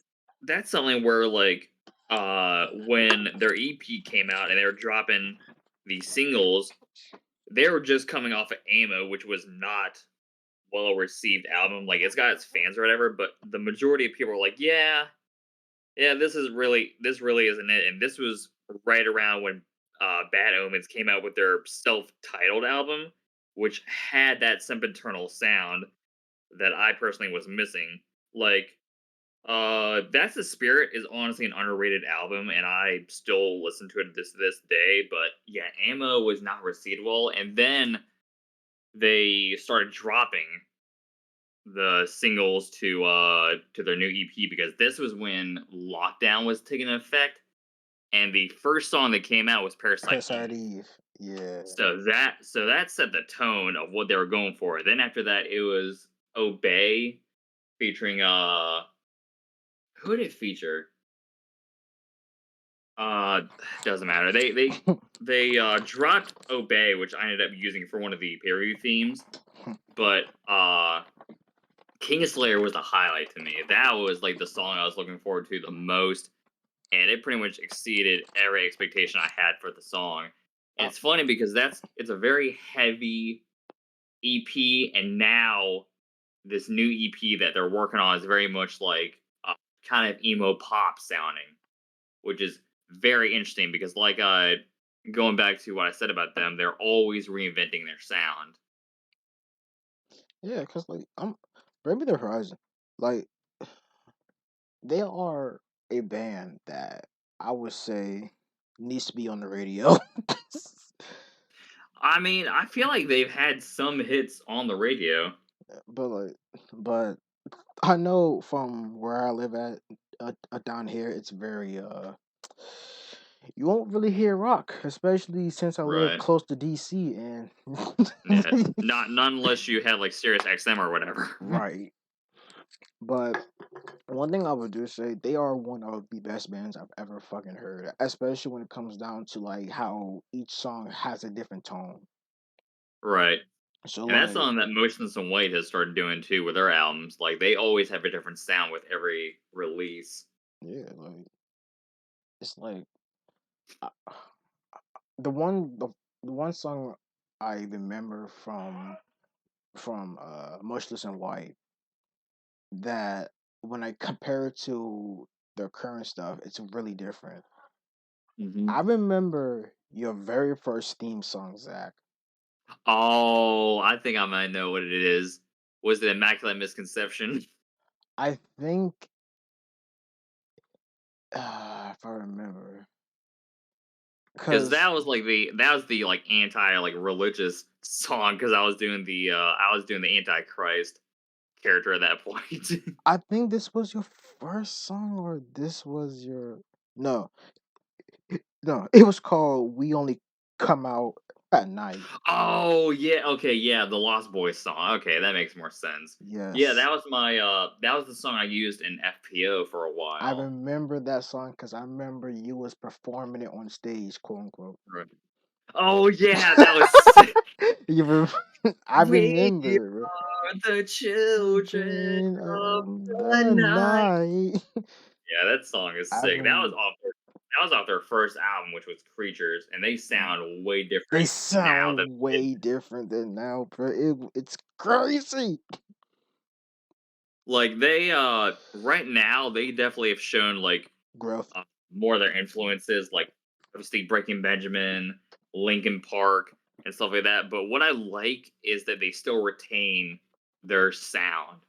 So a song that I really like off the new album is "Cause of Death," and the reason I like it is because it sounds like the quintessential Motionless in White song to me, based off like everything that they've done throughout their whole career. If I like could say what one song would be like what I would go to for the new album, it'd be Cause of Death because it has the disguise sound, it has the graveyard shift stuff, it pretty much has everything that they've done encapsulated into one song. And those are always like my favorites. But yeah, so I Motionless in White is like my favorite band of all time. I became a really big fan of theirs after Infamous came out because I heard them when Creatures was out, but it literally took the music video to Devil's Night for me to be like, all right, yeah, this is sick. I love this band. I don't. But you were talking about a song that like really hit you emotionally. A Yeah. song that a song that did that for me is Eli by Too Close to Touch, and that's a song where you can like hear the pain and sorrow of the guy singing it, and then you find out that it's about his sister that died. Mm, And I was like, oh fuck. As someone with a younger sister, that shit like really hits me hard when I listen to it. yeah. You don't want to lose a. But yeah, Yeah. sorry, I didn't mean to interrupt you. Uh, I was just mumbling that like we don't want to lose somebody who's always there with us. Fucking painful, Right. but like it's crazy because I don't really have a favorite band. It's like I listen Oh, to a lot interesting. of bands. Like I listen to a lot of bands and don't really Well, I mean, have an actual so you favorite. don't, It's so you don't crazy. like. So what about like a top three or a top five? Do you even have that or no? Hmm. I think I somewhat have. Because Because for me, like my top three, hands down, would be Motionless in White, Bad Omens, and Bring Me the Horizon. Uh, Like I will always kind of come back to like what they do, and I'm always excited with a new release that they do. But after that, it's pretty much like I could like change my mind or like flip artists around. Like another new band I really like is Until I Wake.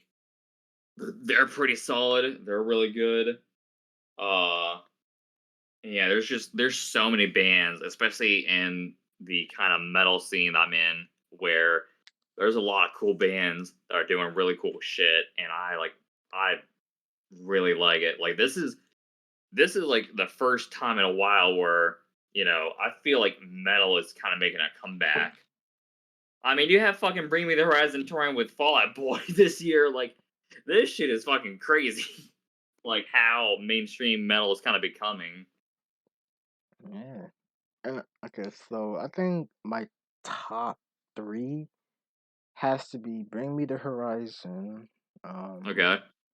Nirvana, because I'm a fucking Nirvana guy at times. Something in the way. And I think the other one is probably, I think it's Rise Against. Oh, that's not a bad choice. Like, for some reason, when I check, like, each band, how many songs I got a lot of Rise Against songs. Shit. That's Without fair. even I mean, knowing it. Rise Against is really cool. Like, uh, Prayers for the Refugee is pretty good. Uh, Don't Hold Me Up Now. That song is also really good.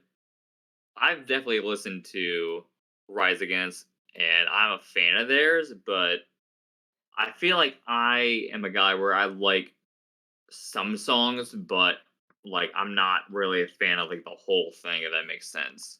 Yeah.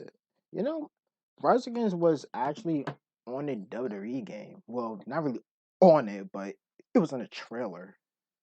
And the Yeah, game it true. was on All Stars. Well, another band I like that ended up being used in a WWE soundtrack is Chevelle, which I feel like they're kind of close to Rise Against as far as like a sound goes. You know, there was one band that was on a WWE game. What's it called? What's that fucking Egypt? Egypt Oh, Egypt Central. Central. Yeah. So this goes back to why I like Oh nine. Onai because Egypt Central It was had two songs crazy. on the song. They had "You Made Me Sick" and they also they also I had enough. I'm yeah, taking you down. "Taking You Down." Yeah, that's another Taking song. you Yeah, down. that whole soundtrack rules. I gotta pull up the '09 soundtrack now because this was like a legendary Oh fucking nine has soundtrack. oh nine had one song that not is on Spotify, but they didn't use the full version of the song. It's by Right. Murs. SWC, I believe it's called. That song is crazy. It's so S good, but it's not like a, it's not an official release, which fucking sucks because that song was great. But they didn't use the full uncut version. They just used this, shorter. But shit, man, Oh my god, holy shit. This I'm looking at this soundtrack right now. This shit's crazy. So they have Addicted by POD. They have Save Me by Burn Halo, great Taking You song. Down. Yeah, Taking You Down by Egypt Central, You Make Me Sick by Egypt Central, Dead Man Walking by Blood Simple, Walking. SWC That's by Murs. SWC's the best. That's just awesome. Yeah. Lay Your Money Down by The Excise. Better Than Mine by SIX. Get Up by Stereogram. That song is fucking awesome. And Perfect Insanity by Disturbed. This is this is like a crazy fucking soundtrack. That's the thing. Like fucking Smash Road 2009 has one of the best soundtracks in SVR history. And I like that it's a mix of different genres. Like you have a It lot of is metal and rock, but you also have like some of those underground like rap, which is fucking bangers. yeah, rap and stuff. Which that like version of rap like is cool to me. The Yes, stuff they have in the newer games is more like mainstream rap, which I'm not a big mainstream rap guy at all. I could not care I couldn't care about that at all. I For the think new games, the rap stuff I want to hear, obviously Ghost Domain, I'd like to hear, but I'd also love to hear Scar Lord. Suicide Boys, Star Lord, Corpse, Oh like stuff god, like that, which is like more like the kind of trap metal. I yeah. would really love to hear because that shit would fire me the fuck off. Like pop music can fire somebody up, but it's a certain way. Cause I love all types of music, and the one thing I would say is the fact that they using for a wrestling event, the weekend is mind-boggling. For a combat sport show, they use Katy Perry. Can you imagine, bruh? Like, Zach. Yo, you there? Oh, shit. So it's Oh, interesting that you uh kind of talked about the like music in general, NWB in general. Sorry, I got tongue tied there for a it's second, fine. but that's been my main gripe since Triple H has taken over is that there is a severe lack of rock and metal on the shows because that was something that like was very prominent in NXT that I liked a lot about the especially the black and gold version of it was you had artists like Motions in White and Bring Me the Horizon and Ghost Domain like all doing the theme songs and stuff and on the main roster you have you have Hardy, you have The Weekend, and I'm looking at this and I'm scratching my head being like, what the fuck, dude? Like, what happened, like bruh? at this point, like Vince McMahon might as well just be running it still with the music that they have. Like, you're telling me that they couldn't like get any like fucking Bad Omens would be cool to use. Bro, trust me, if Bad Omens was used for a pay per view, my fucking timeline on Twitter would explode with people being like, oh my god, they're using Bad Omens. Because, especially with their new album, which has gotten a lot of praise from people, like, their songs are so diverse where it's like, yeah, they're heavy, but, like, they can also, like, they're very sonic as well. Like, it's very, like, they're all over the place with genres and it's just music to me is like my biggest gripe with what's going on under the Triple H booking. Like, yeah, I guess like that shouldn't be a big like thing to like really complain about. But man, like I said, having the weekend playing for WrestleMania does not fire me up at all. Oh shit! I just, I just remembered another band that I fucking love. Shine Down, What? Shine Down. Oh yeah, Shinedown was Bro. cool. Like, So the only I guess the only rock group that's done a theme for WWE so far on the main roster was fucking Skillet, which is Skillet. like It's a lot. Well, not which slapping I anymore. mean, But yeah, I mean, they definitely are not like hitting on all cylinders like they were with Hero and Monster because those were fucking goaded. But oh my god, speaking of Hardy, he's gonna be in the fucking 2K23 soundtrack love apparently. to see it, bro. You want me to fucking read off the soundtrack for this game? Since we're talking about music? Let's let the people know what is today's So soundtrack on the list. we have Sad But True by Metallica. We Metallica can't go have wrong. yeah. Uh I can't even I can't even say that artist's name. Hold on, I'm gonna fucking just screenshot it and post it. That way you can like help me out with some of these names because some of these I have no fucking idea how to say them. So give me 1 second. Here we go. Here's the uh Bizarat and Quavad. Who the fuck is this? My main question is who the fuck are these people? Doja Cat, gross. Red Hot Chili Peppers, like I fucking listened to them in like middle school or whatever, but like I don't listen to them now. Party is like fucking whatever. Like we fucking saw his performance at the Rumble, so I was surprised he's still in the fucking game. They got Jor, they got Joyner Lucas and Lil Baby. That's fucking crazy, bro. Bro, the only people on here I know is Metallica, Red Hot Chili Peppers, Bullet for My Valentines, and Ozzy Osbourne. That's Wait, wait, it. hold up. Post Malone, Ozzy Osbourne, Travis Scott made a song. What the fuck? Yo, Yeah, and what the fuck? apparently won a Grammy. Yo, what? I never Yeah. knew this. Yo, Yeah, I that's don't fucking know, man. crazy. Bro, this Honestly, if soundtrack, I was I a don't know half of these niggas. yeah, Well, that's my main problem I have is I don't know who okay. most of these people Let me are. tell you the guys I do know. I know Doja Cat, uh, Metallica, Joyner Mhm. Lucas, Little Baby, Bullet for My Valentine, Post Malone, Yep. Ozzy Osbourne, and Travis Scott. Everybody else I'd never heard of, surprisingly.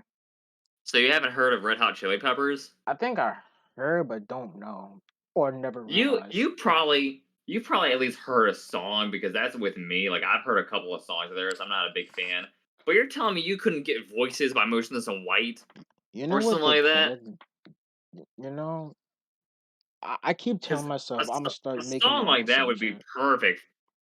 Yeah, at this point, I'm gonna be starting making my own soundtrack. I think I even did that for 2K18. If I go on my YouTube channel, I feel like I did something like that where I was like, "Look, I'm not vibing with these albums. This is my take," and it was like mostly rock and metal that I put on there.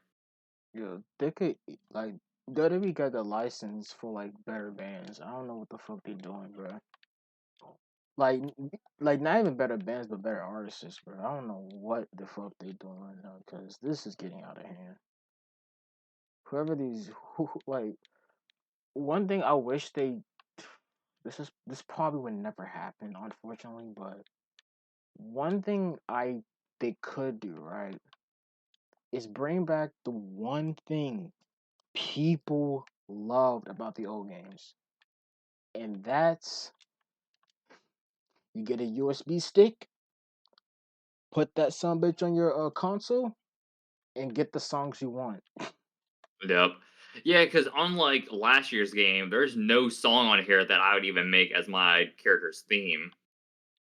Because with 2K22, I made Happy Song my guy's fucking theme, but like besides Rhea Ripley's song, I don't know what else I would do.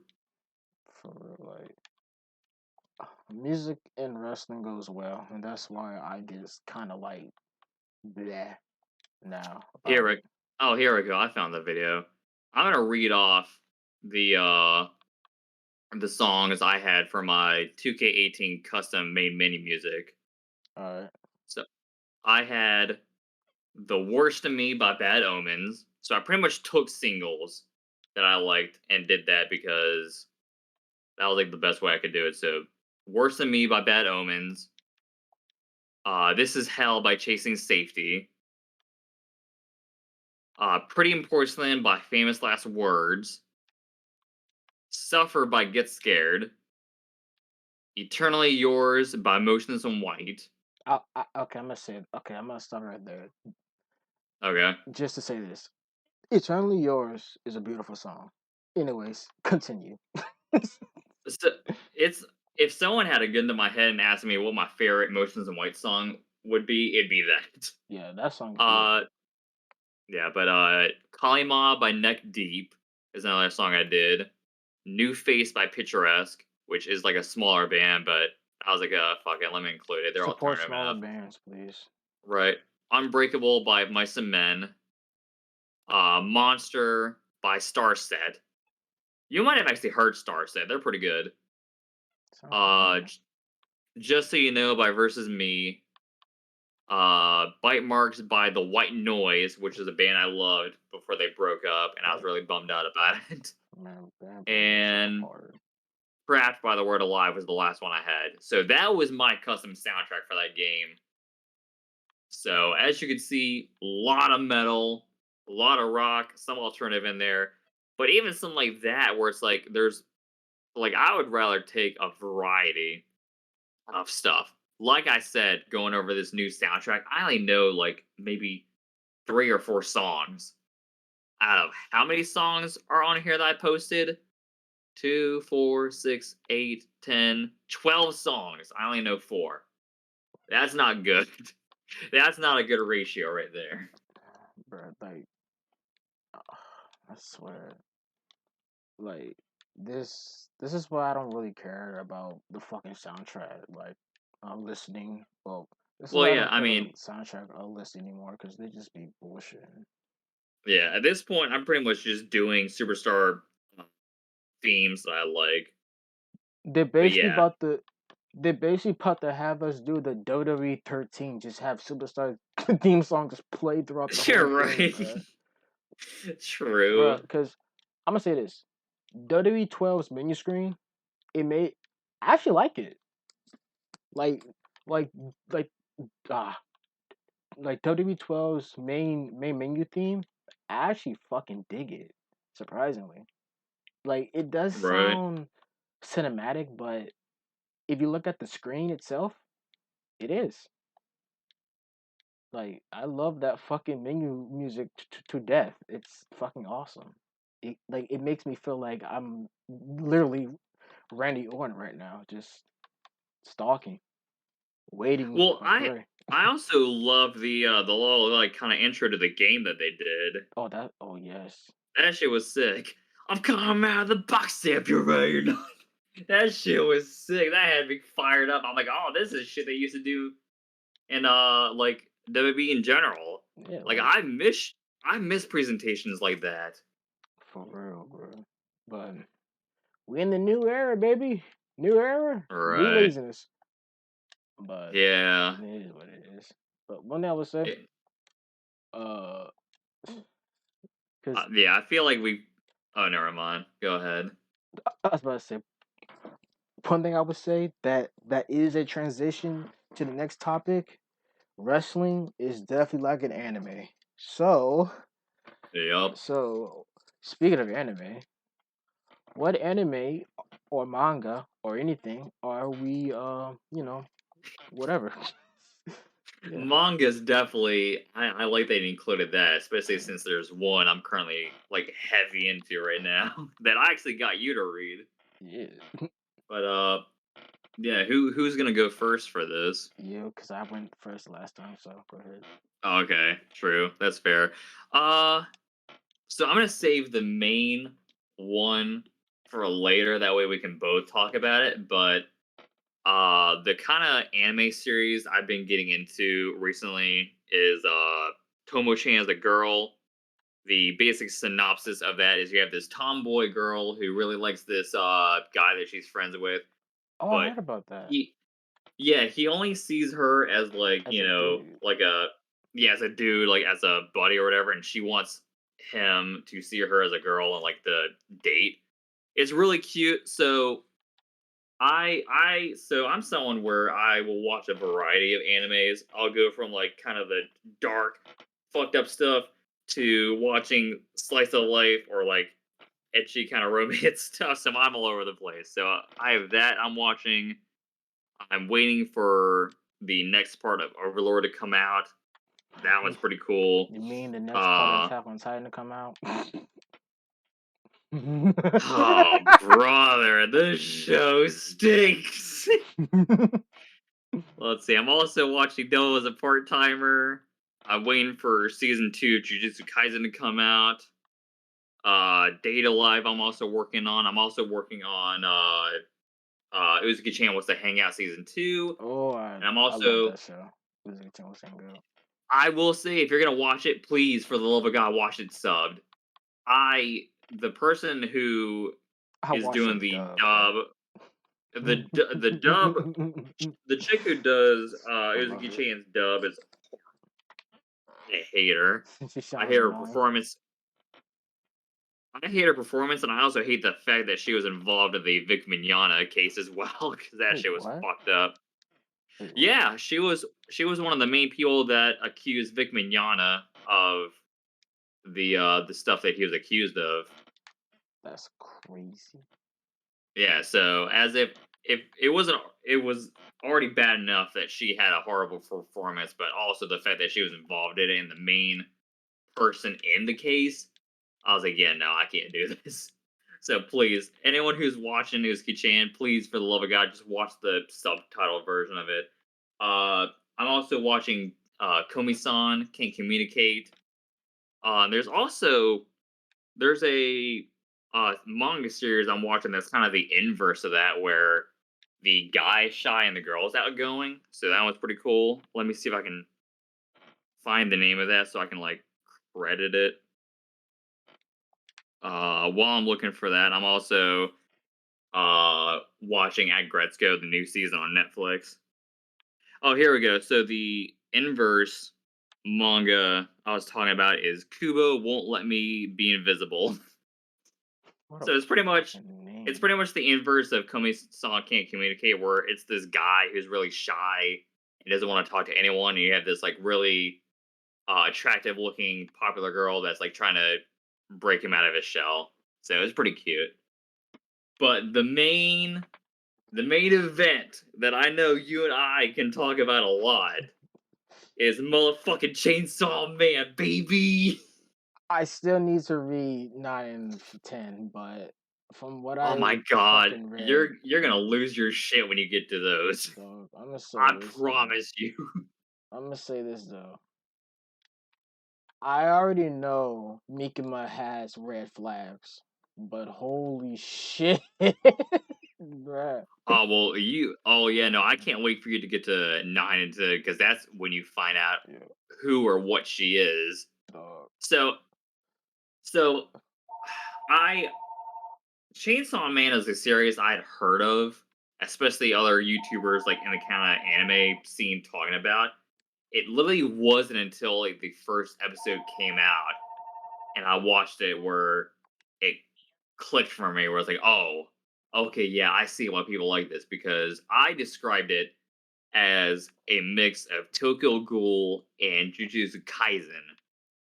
So once I kind of understood what they were doing, I was able to get into it. And once the anime ended, I was like, all right, I've got to see like how the rest of this goes because I'd seen so I heard about a couple of things that happened in the manga, and I'm someone who I'm not opposed to spoilers if it makes me want to like kind of see how it plays out.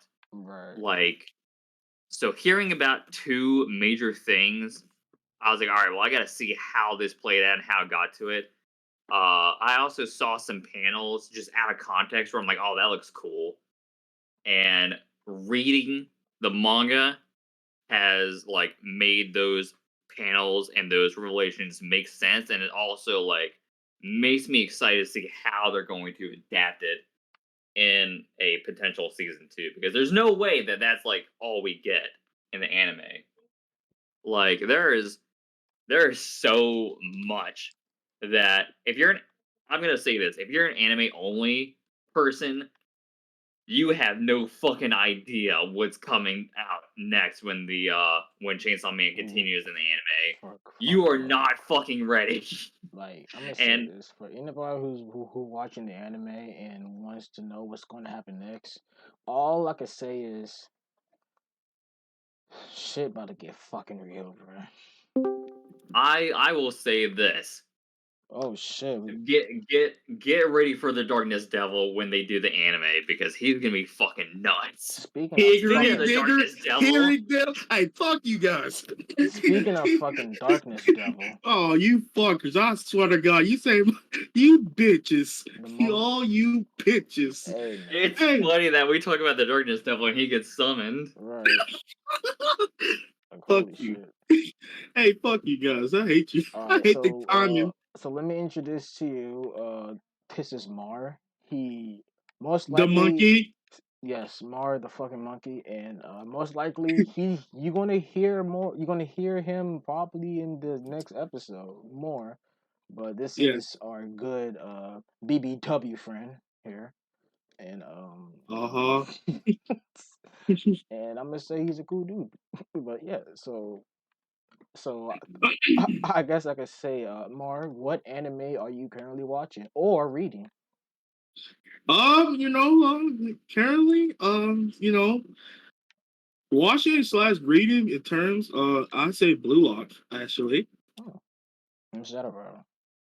Yeah, it was a saga anime basically. It's the new one came out back in October of last year.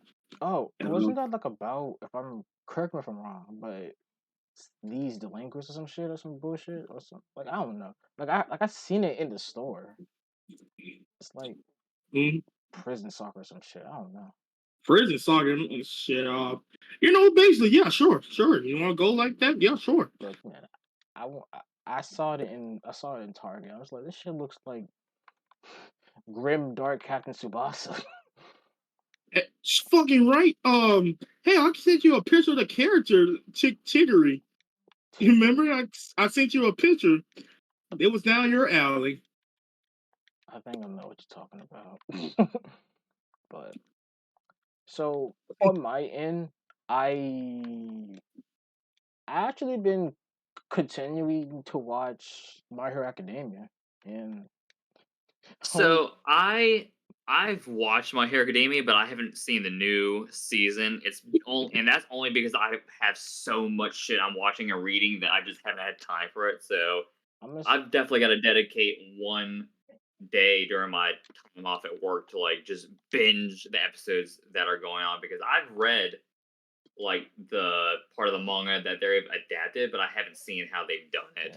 If that makes it's sense. it's not fucking bad. Like I'm gonna say this, My Hero Academia is one of the like that's like it's one anime that is so like brightly colored, like it's so colorful, and then as the seasons gets more and more and more, it gets darker, darker and darker.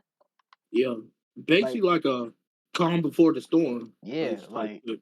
the first few seasons, bright superheroes, everybody happy, and then as we get deeper into the next few seasons, shit gets real, and the colors just died out. It's But fucking season crazy, six, bro. bro. Season six is something else, The bro. current season, I thought one of them, bro. Current season got it's fucked Yeah, up. Well, it's fucked up in like different ways, but it's just that shit gets crazy. It's not a bad honestly, show. Like yeah. But honestly, I feel like there's gonna be a lot of motherfuckers gonna die. And Right. this it's gonna be a lot of motherfuckers dying And I left and thought one of right. my favorite characters was really about to fucking get sent to the Shadow Realm, bro. But motherfucking Hawks, bro. I love Hawks. Oh, I love Hawk. He's cool as hell, bro. Hawks, He's cute. Hawks is a light skin. He's not white. He's not Japanese. He's black, but he's a light skin, bro. Oh God. Like Speaking of my hero, bro, what hero reminds you of yourself at this point? okay. Let me think. I I kind feel of like want to Zach. say Hawks. I Yeah. kind of want to say Hawks because like he's how do you put it? He's like to explain his personality. He's like he's tranquilo. Like he's chill, but at the same time he could fuck somebody up, bro. And he could play the villain and the hero really well, even though he's not really a villain. He's well, I don't. Well, you probably don't care about spoilers, Zach. But Yeah, I don't care. okay, so He don't give a basically, shit. Hawks, he's a hero, but he has to go under. Undercover. Yeah, Yeah, spy. and yeah, and Yeah, he's because actually a really good one, a really good spy. He even had to fake one of his friends. He even had to fake killing one of his killing one of his allies to like show them that he's not a spy. And the thing is, he had, and then when the big fight happens that you might end up seeing in like the next few seasons, he had to kill it. He had to put somebody in a body bag, bro. He had to, and like he was, and the way he acted like that, he just like shit. He didn't want to Mother, do it, but he had to. But mother, yeah, motherfucker. When I saw that scene, I'm like, God damn. man, it's like, yo, just give up, bro. Turn yourself in. Like, I understand how you feel. No, motherfucker, I'd rather die this too far. Okay. Mo- Motherfucker said, I see you request death, huh? Yeah. And it's like, no, these are my homies. I'd rather die for these motherfuckers. Hawk's like, okay. I see Zach being an endeavor. He being a Zach fucking dick. Zach is definitely endeavor. He's a hot headed dick, bro. Oh, was Yeah. hi Zach. so wait, Endeavor, was he He's the a fire guy. which one was he again? He's Oh, the Fire. big bulky fire nigga, bro. Nah, you know what? I know He who I no, he's fucking Dobby at this fucking point. Oh my. No, Dobby it's Zach. is a villain, but he's Endeavor's I feel Oh like my I'm god. that guy. You The know guy what? where the really Yeah. shy dude. Oh yeah, Hold on. that man's well actually my favorite Sun hero, Eater. yeah. My favorite hero in the whole joint is besides Hawks, it's Lemillion. That man, I love Lemillion. Lemillion is just he's fucking I love this dude. I love his Right. energy, bro. His energy is top notch. So as far as hero character goes, I really like Sun Eater. I like the Raven looking dude, and I also like the headphones chick. The Oh As yeah. headphone far as chick the is pretty cool. as far as the villains go, I really like Dobby and Shigaraki. I think it's how you say his Yeah. name. The guy with the hands on his face. It's, Shigaraki is his dude, his backstory is fucked. my man actually killed his dog, and then his father got mad, accidentally killed him, and then decided to kill his whole family. That shit is Dude, crazy. dude, when I read that part in the manga, my mouth was on the floor with how shocked I was. I was like, Yo, this shit makes a lot more sense. I felt so bad for him when that happened, bro. I'm like, damn. So you can it's cool that they did that for his backstory because he's pretty much the inverse of Deku. Yeah, Because Deku was someone who didn't have powers but wanted to have one, and he's more heroic. Shigaraki was born in a family that was ashamed of powers, and he couldn't control it when they manifested, and he became like freaking outcast that like killed his whole family. This man Like they got could not destructive. be more polar opposites of each other, which is very interesting from a character perspective. Yeah. Like the thing is that he is his He was pretty powers. much created from the environment that he lived in. Yeah. And you could say the same about Dobby as well, which is why Dobby. that character I also like. Ooh. Dobby is just different. So I'm glad that they finally pretty much like revealed what a lot of people speculated about Dobby. Like that was something where I was like, if they didn't do that, it would make no fucking sense to me. But I'm glad that they like finally went ahead and they're like, yeah, Yeah. that's right. Yeah, Bro, Dobby is a fucking psychopath now. Yeah. And But I mean, it's also like Shigaraki where his environment pretty much made him. Shigaraki is an unfortunate case of this man's powers is not good. I'm not Right. saying his powers is bad. His powers is fucking crazy. His powers is bad in a sense that this man destroyed a whole city by just touching the ground. Right. Well, also when his power increased during the My Villain arc, he pretty much like he used to have to like touch people with all of his fingers in order for Yeah, them to pretty just much like fucking disperse or whatever. But now he can like pretty much now he doesn't have to do that. And it's yeah, something where what I like about the power scaling in My Hero Academia is like as the heroes grow, so do the villains to pretty much balance that out. yeah. Cause I'm a So while Deku is pretty much getting all these new abilities that he's learning, Shigaraki is pretty much developing new abilities that will help him in his goals in way more disastrous ways than he was able to before. Dobby just built different, bro. He just built different. This man is different. Like Right. holy shit.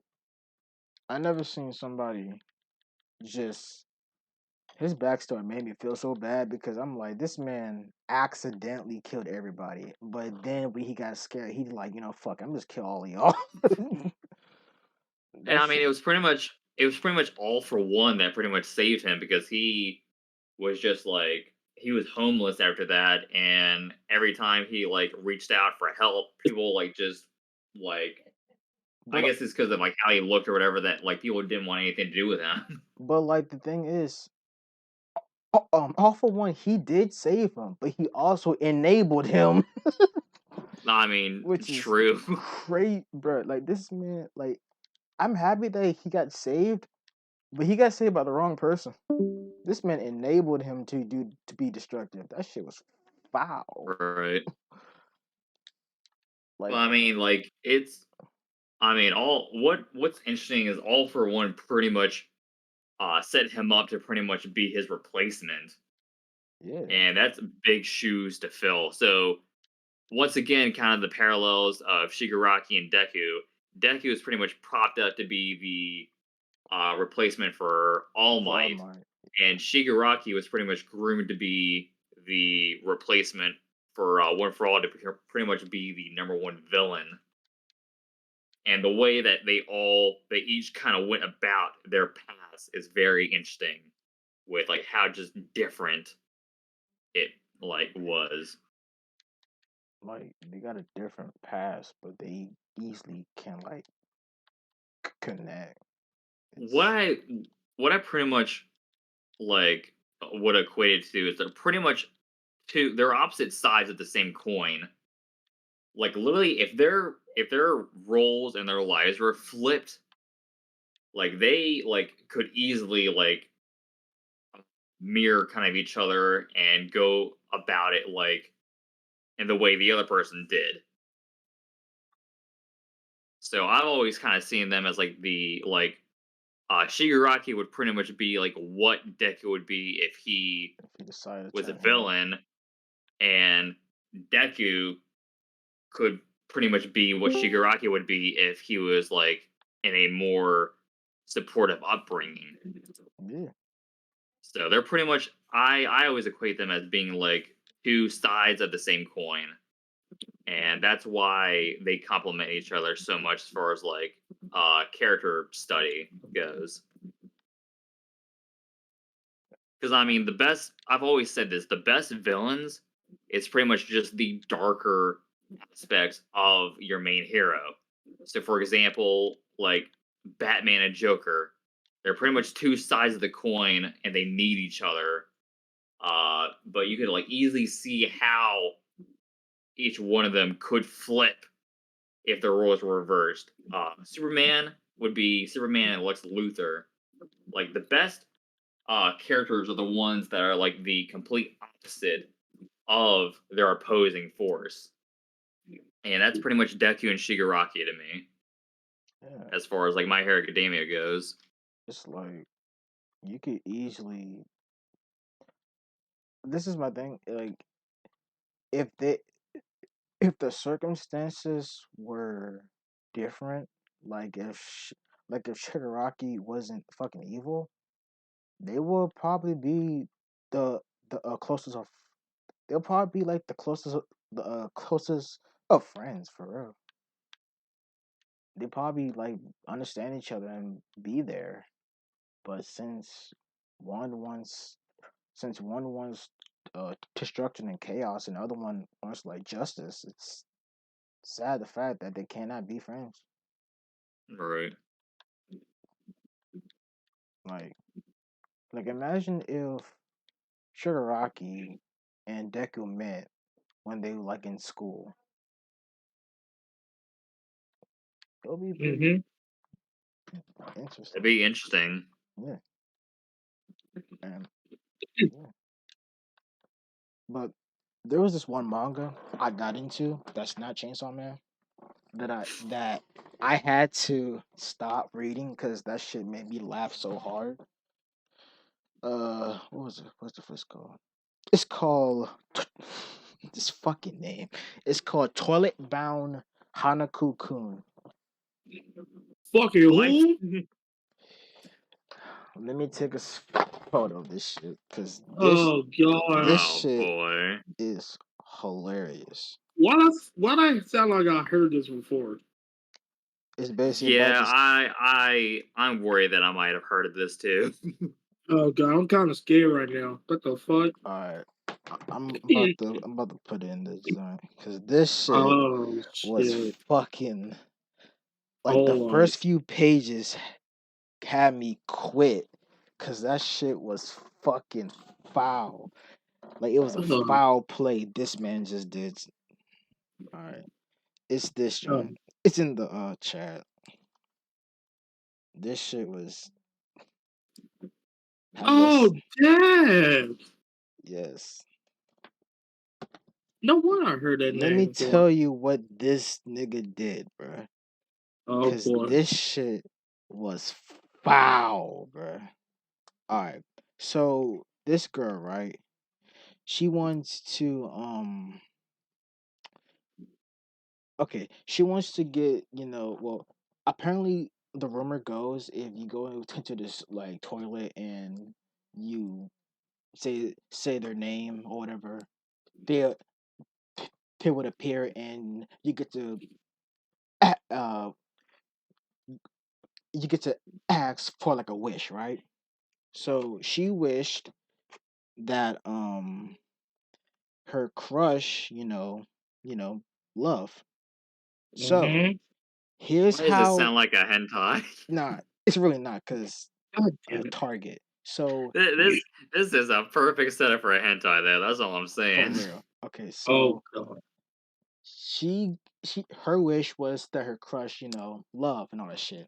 So he granted her wish by giving her a how-to love book. Damn. When I saw that, I quit reading and I died. I'm like, that is foul. Have to love both. That is fucking He crazy. gave her a Damn. how-to Well, love, bro. This man said, here. And it's a how-to book, bro. That shit bro, had me on the fucking floor. Motherfucker might put a fucking note. This Bro, enjoys that with a shit, smiling face. oh, that shit was hilarious. I was like, this man is an asshole. No, that Like, motherfucker on some black Air Forces. That motherfucker was right, some. black, bro. Mother- He was Black Air Force in just the moment she just arrived, bro. But, but I might, but I'm going to like continue it once I finish Chainsaw Man. I'm definitely going to continue that shit.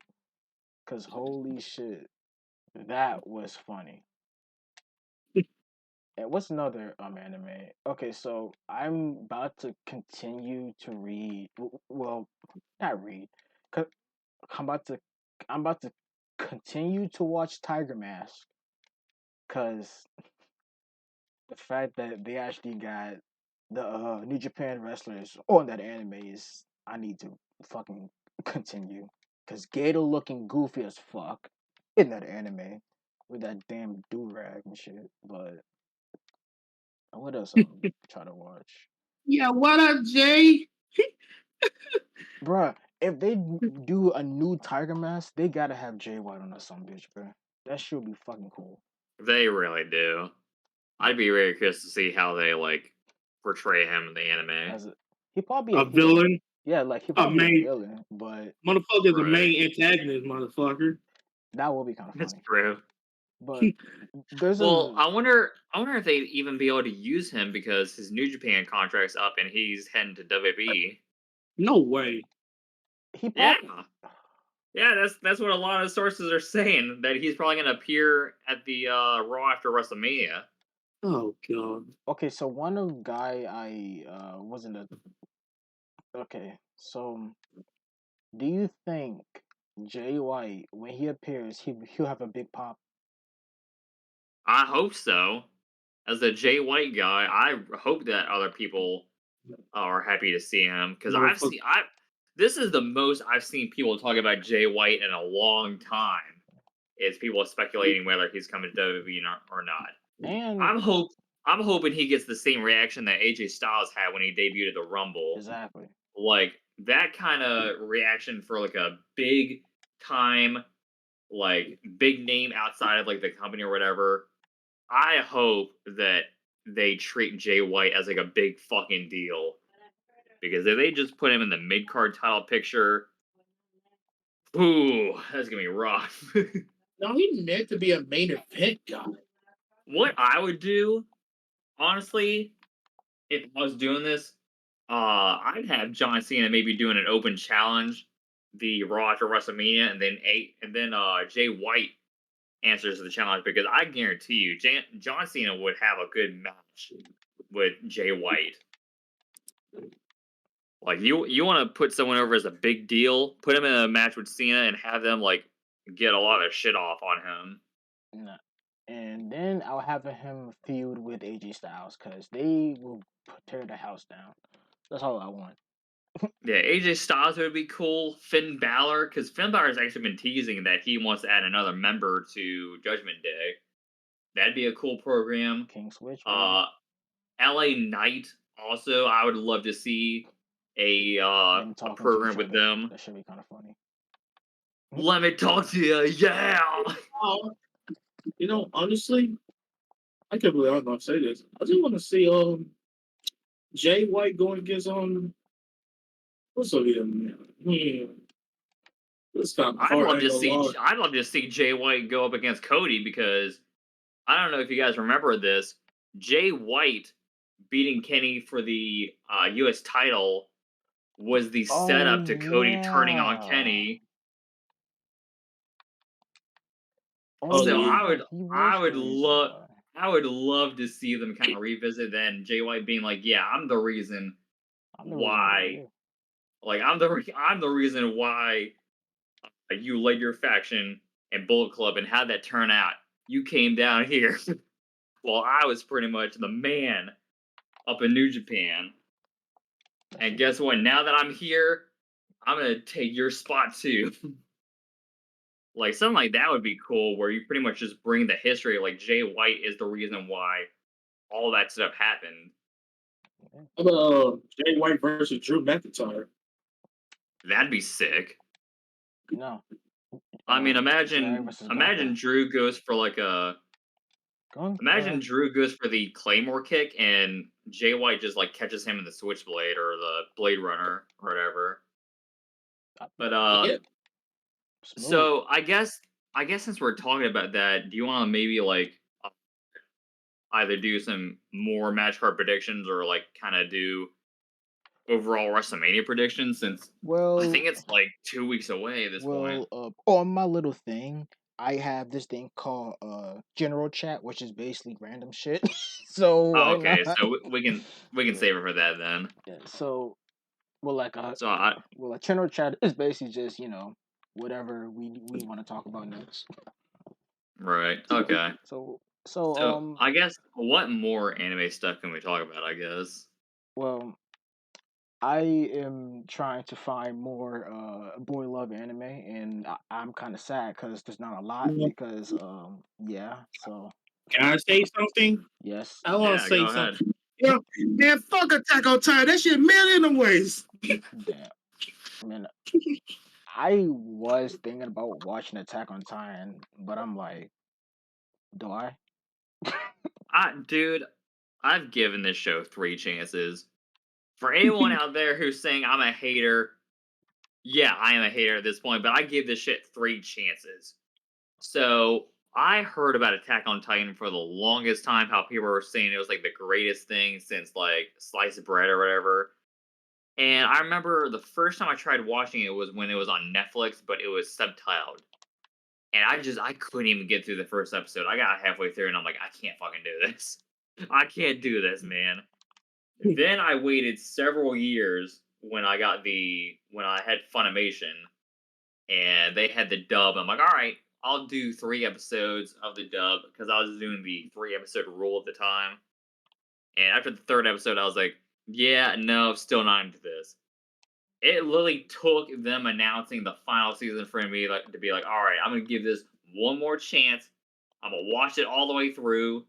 Hopefully, by the time I get to the last season, it's pretty much close to being done. And besides season 3 being the main highlight, Mark pretty much hit it on the head. This show is fucking mid. And them dragging out this last season to me is fucking ridiculous. Like, me and Dad pretty much have said that like we're gonna wait until the last 2 parts of the final thing comes out and then just fucking binge the whole thing as like a movie night kind of thing. Be like, all right, fuck it, let's just watch the whole thing and be done with it. So once it's finally out, and once I've seen the whole thing, and I actually like I haven't read the manga, but I've seen plenty of videos on how it ends to be like once it comes out, I'm gonna be like, yeah, I watched the whole thing. This shit sucks. Like people really been hyping the shit out of this anime like since day one. Like I don't fucking get it because this is a story that I've seen done better. That's the thing that gets me is like people are like praising this like it's God's like last gift or whatever. You wanna And know I'm like, something? this is the most fucking basic story I've ever seen in my life. Like You I've wanna know seen something, buddy? plenty of things that have tackled this and done a better job with it. You wanna know something? Well, you wanna know what they got on the Rotten Tomatoes? what? What? A fucking 95. For what? Hey, don't tell me. Don't tell me. I'm the messenger. I'm just Wait, the what? messenger. Wait, what Rotten Tomatoes thing are you looking at? I'm looking at the official Rotten Tomato. My man couldn't Sorry. say without laughing, bro. That shit crazy. Wait, you're telling me there's an Attack on Titan thing I that's on did. Rotten Tomatoes? What the fuck? Are you not talking about the fucking live animation? I mean the live action, or just the anime Like itself? you want to be dead ass? You want to be dead ass? Look, you look for your fucking selves. This I shit ain't gotta see this ain't no shit. yikes. There's no fucking way.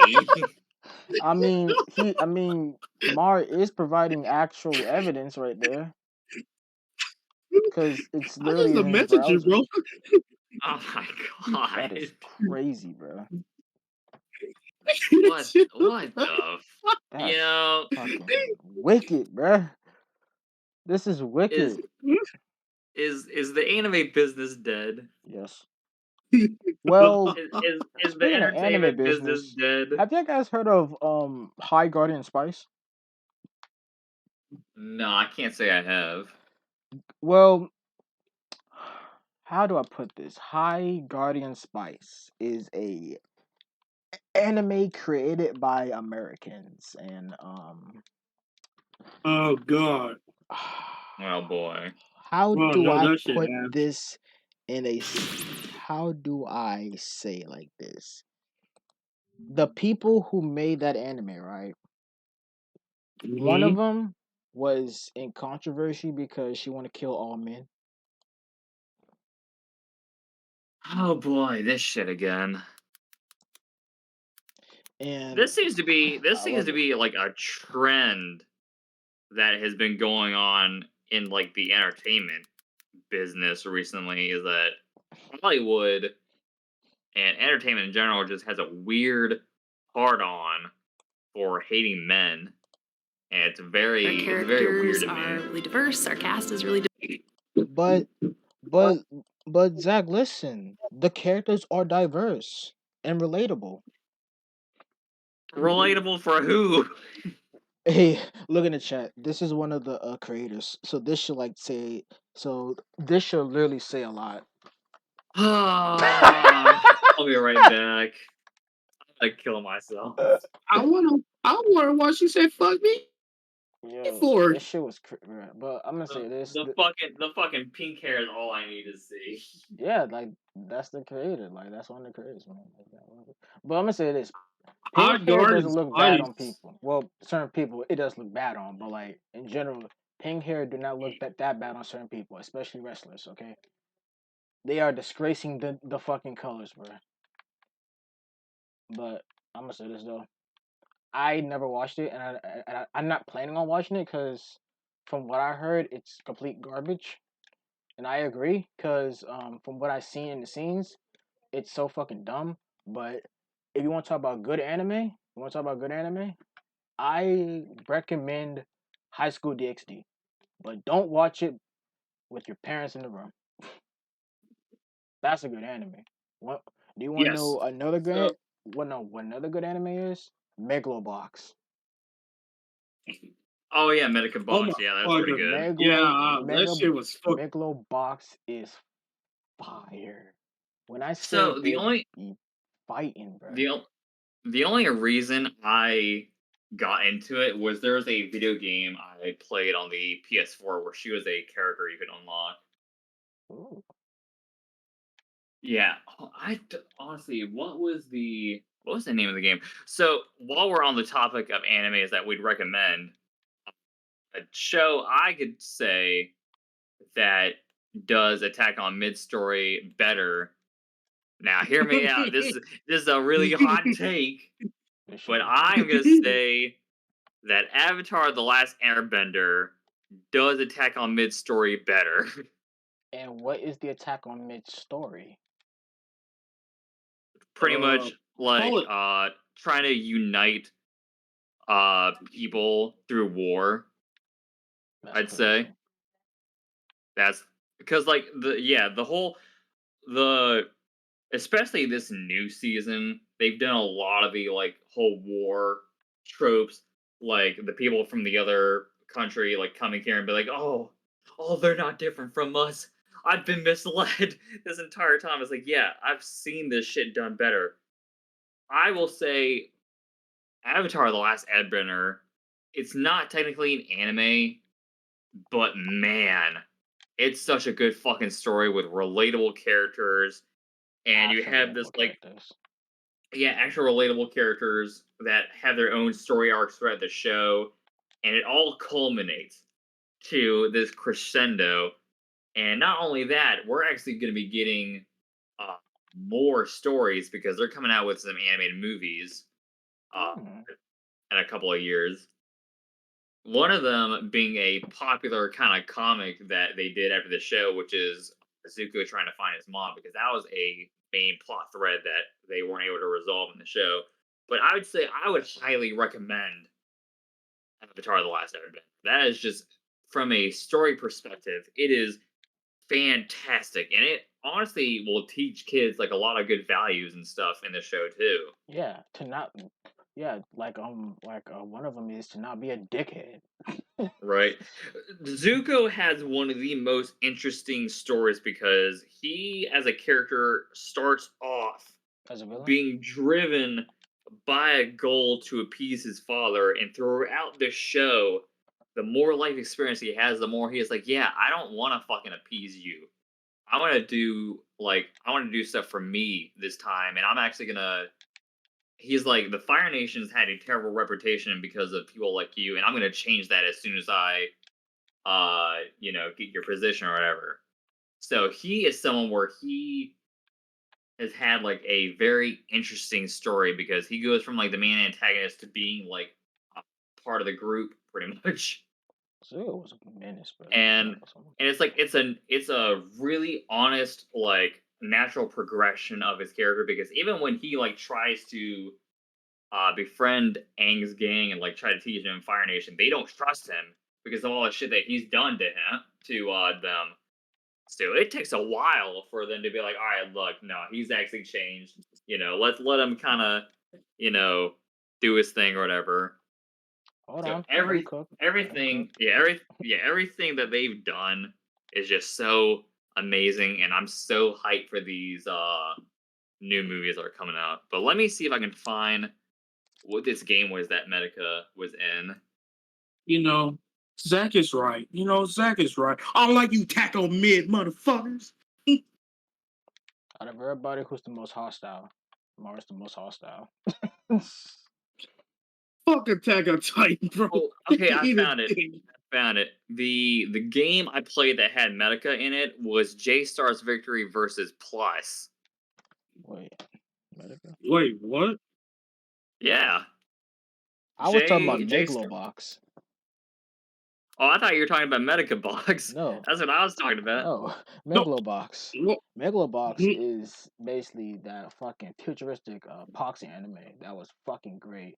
And I would say watch the first season and then watch the second one because you get more context of what's going on. But the second season, let me tell you, is fucking beautiful.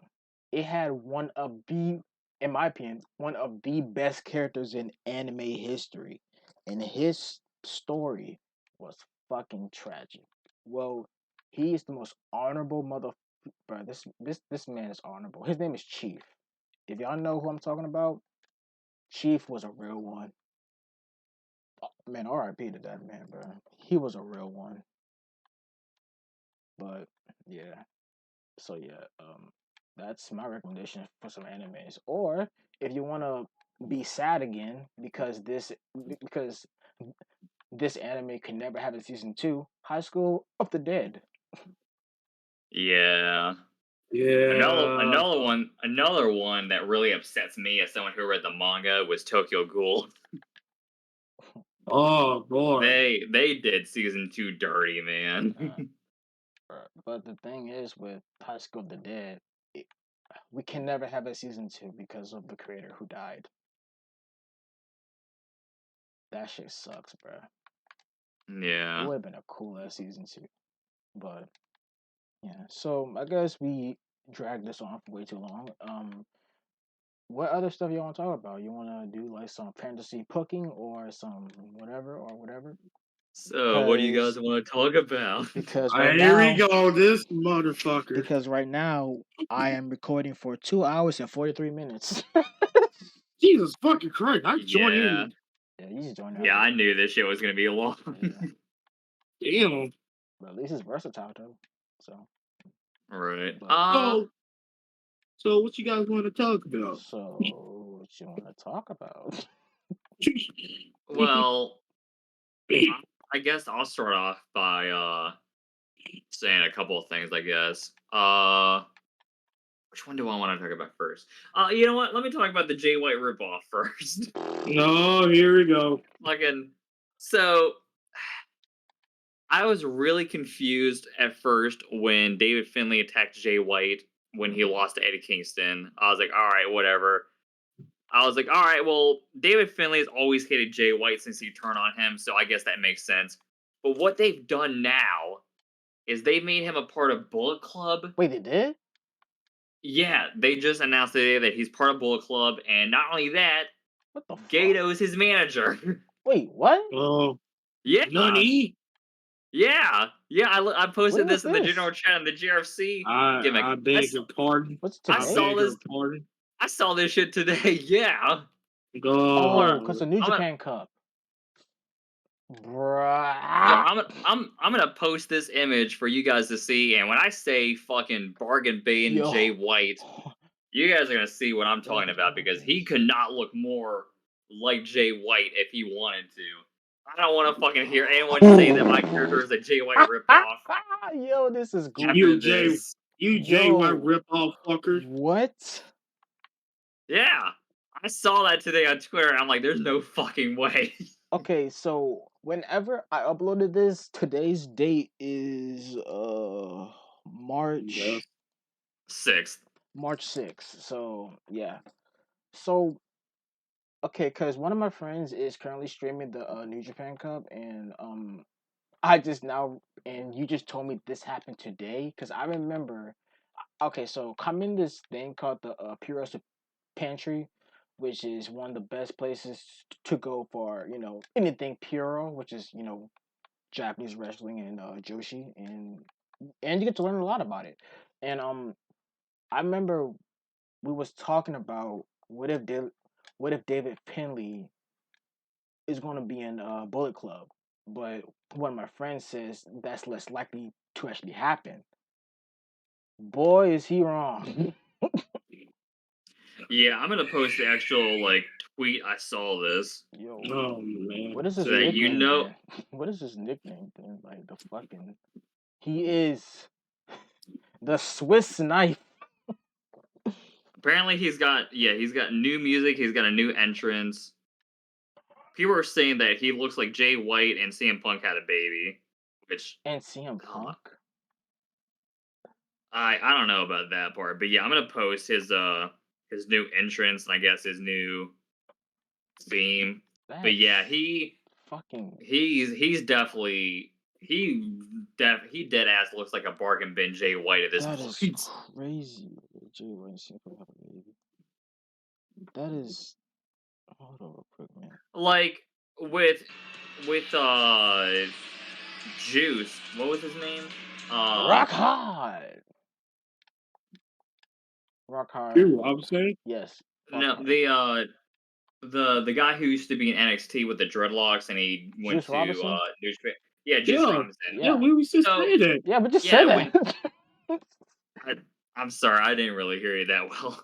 But Juice Robinson, it made sense that he joined Bullet Club because he saw the success that Jay White had because they were in New Japan together. They were in the dojo together with Yeah. Finlay.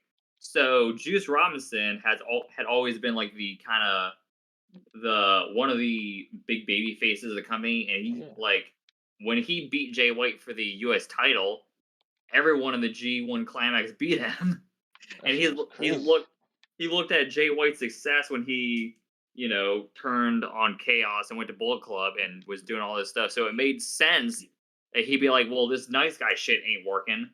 I'm gonna go with Jay White, and he'll kind of and I'll kind of learn from him.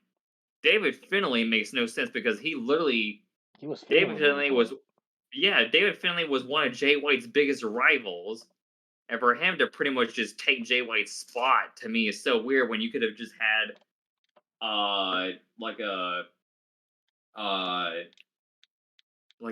anyone else from the group that was already established. Here's one thing that I'm a bit concerned about. Is it possible that he might be the new leader? Because ever since Jay White, fucking hope not. because ever since Jay White is left, a lot of people was like, who's gonna lead Bullet Club? Who's gonna lead Bullet Club? Because Jay White was the leader. Some Here's people my question. said some people said it's gonna be ELP, you know, Pentasmo Jr. People say it's probably gonna be him. I honestly don't know if that's gonna be the case, cause I'd love Balak Fale to be the leader yeah, because cause he he's was there got longer. he was part of the original members with Yeah, with Finn Balor and with Prince Tevin and yeah what's that nigga name? Prince Devitt and Big Balak Tonga. Fale were the guys who got Jay White into New Japan. Yeah, So it would make sense to have like kind of a the OG founding actually. member be a Bullet Club leader. Plus, he already looks intimidating and stuff. He already But that like, big motherfucker. He funny shit though. I yeah, ain't like, gonna hold you. but yeah, having a David Finley or whatever like would make no sense to me.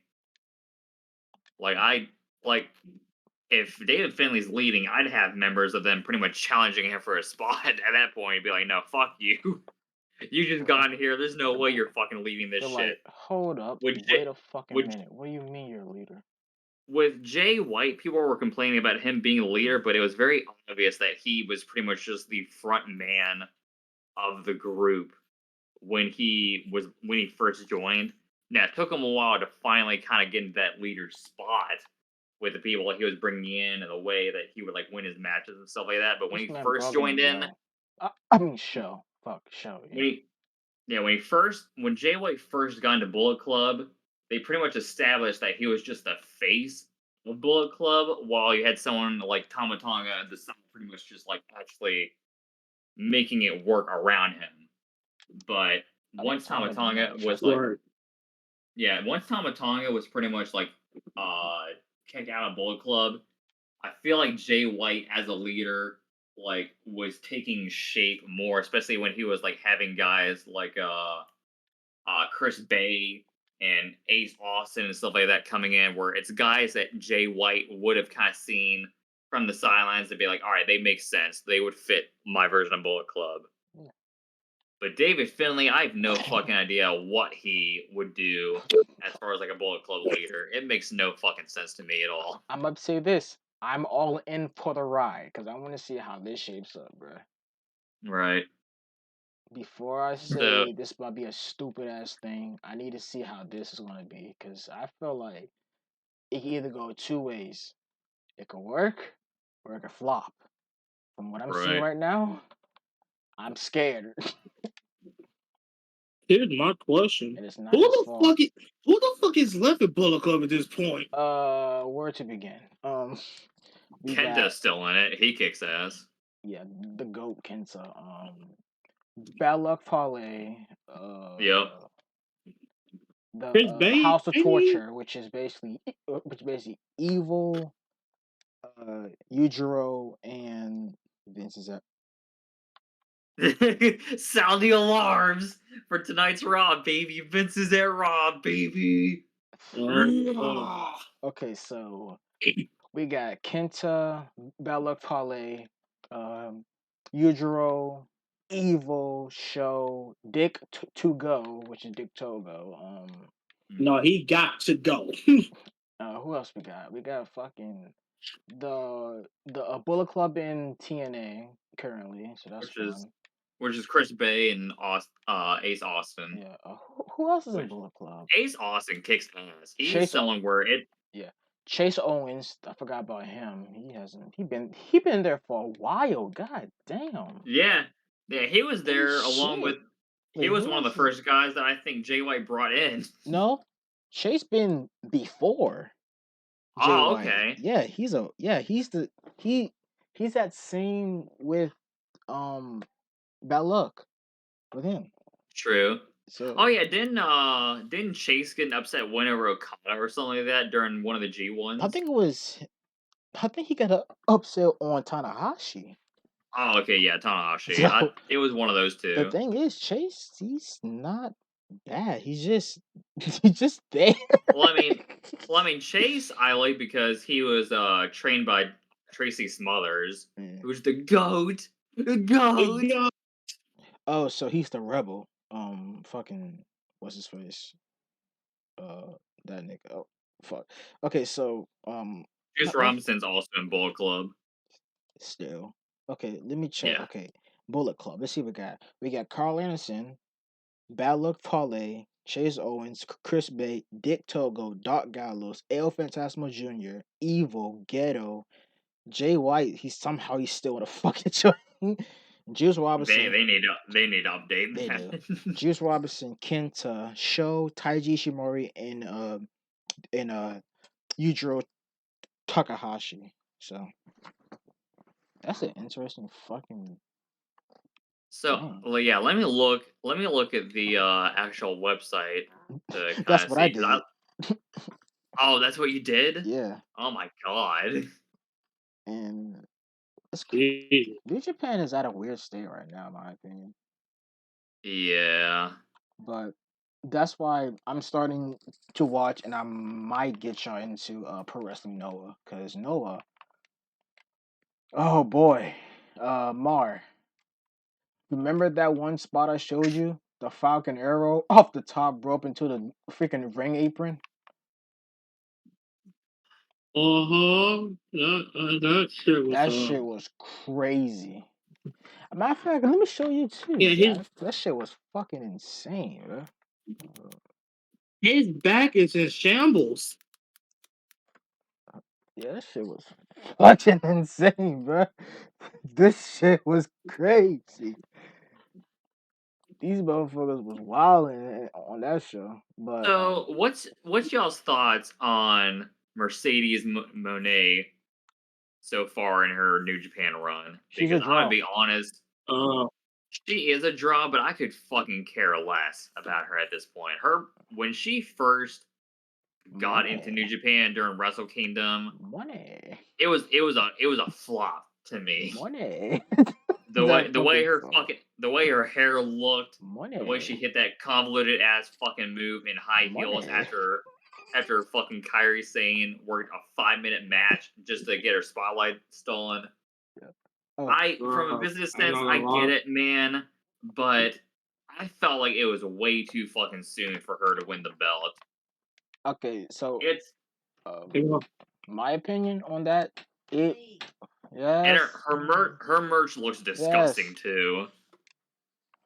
Okay, so Zach, look at the chat. This is what was fucking talking about. Okay. Yeah, this shit was fucking crazy. But Oh, okay. yeah, So it's but pretty much like a headache on the apron.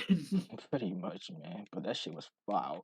Okay, so my opinion about Mercedes Monet and her thing, she's a draw. That's all I know. But hmm if I'm being honest, I would probably do the same thing. Only reason why is because if I wanted people to know that this is really happening, it's best to crown somebody who is well established, that the outsiders, the Westerners, I should say, know, because that will bring the Yeah, Westerners coming in. I wouldn't yeah, really do but it like that, but this is way too soon and way too sudden during Kyrie's reign, because she was the inaugural IWGP Women's Champion. yeah, You want to talk about someone that outsiders knew? Kyrie Sane was in WWE, so but she should be someone that people already know. yeah, But but unfortunately, the thing is that not a she's lot of not people. Sasha Banks. Sasha Banks is the best women's wrestler There you of all go, time, and nobody can compare. Zach. There you go. Yeah. it's When it's she left sad. WWE and there were rumblings of her going to New Japan, I'm like, oh I boy. wouldn't really mind her Fucking doing New Japan for real. the fuck I was like, oh great, well it's the certain people's problem now. But the thing is, she's not on a Stardom roster, which is fucking Well, interesting.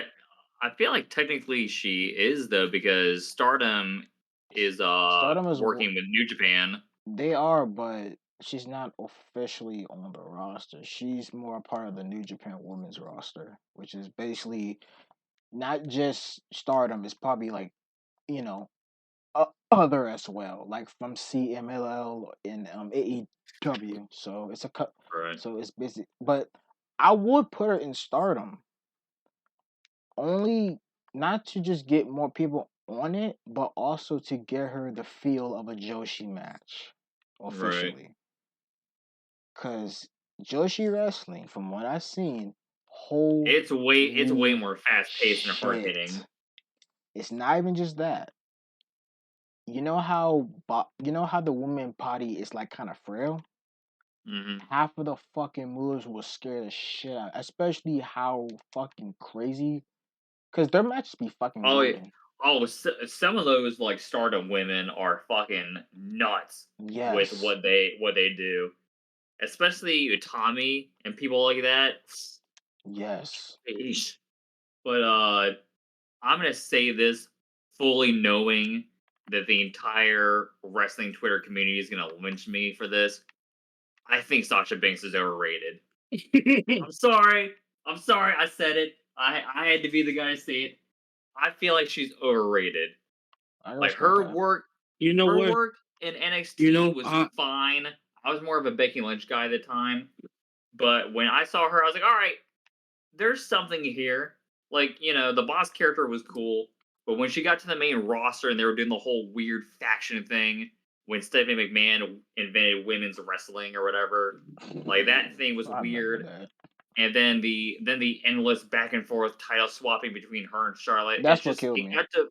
it got to a point where it's like she might be good in ring, but she needs a character that I can latch on to.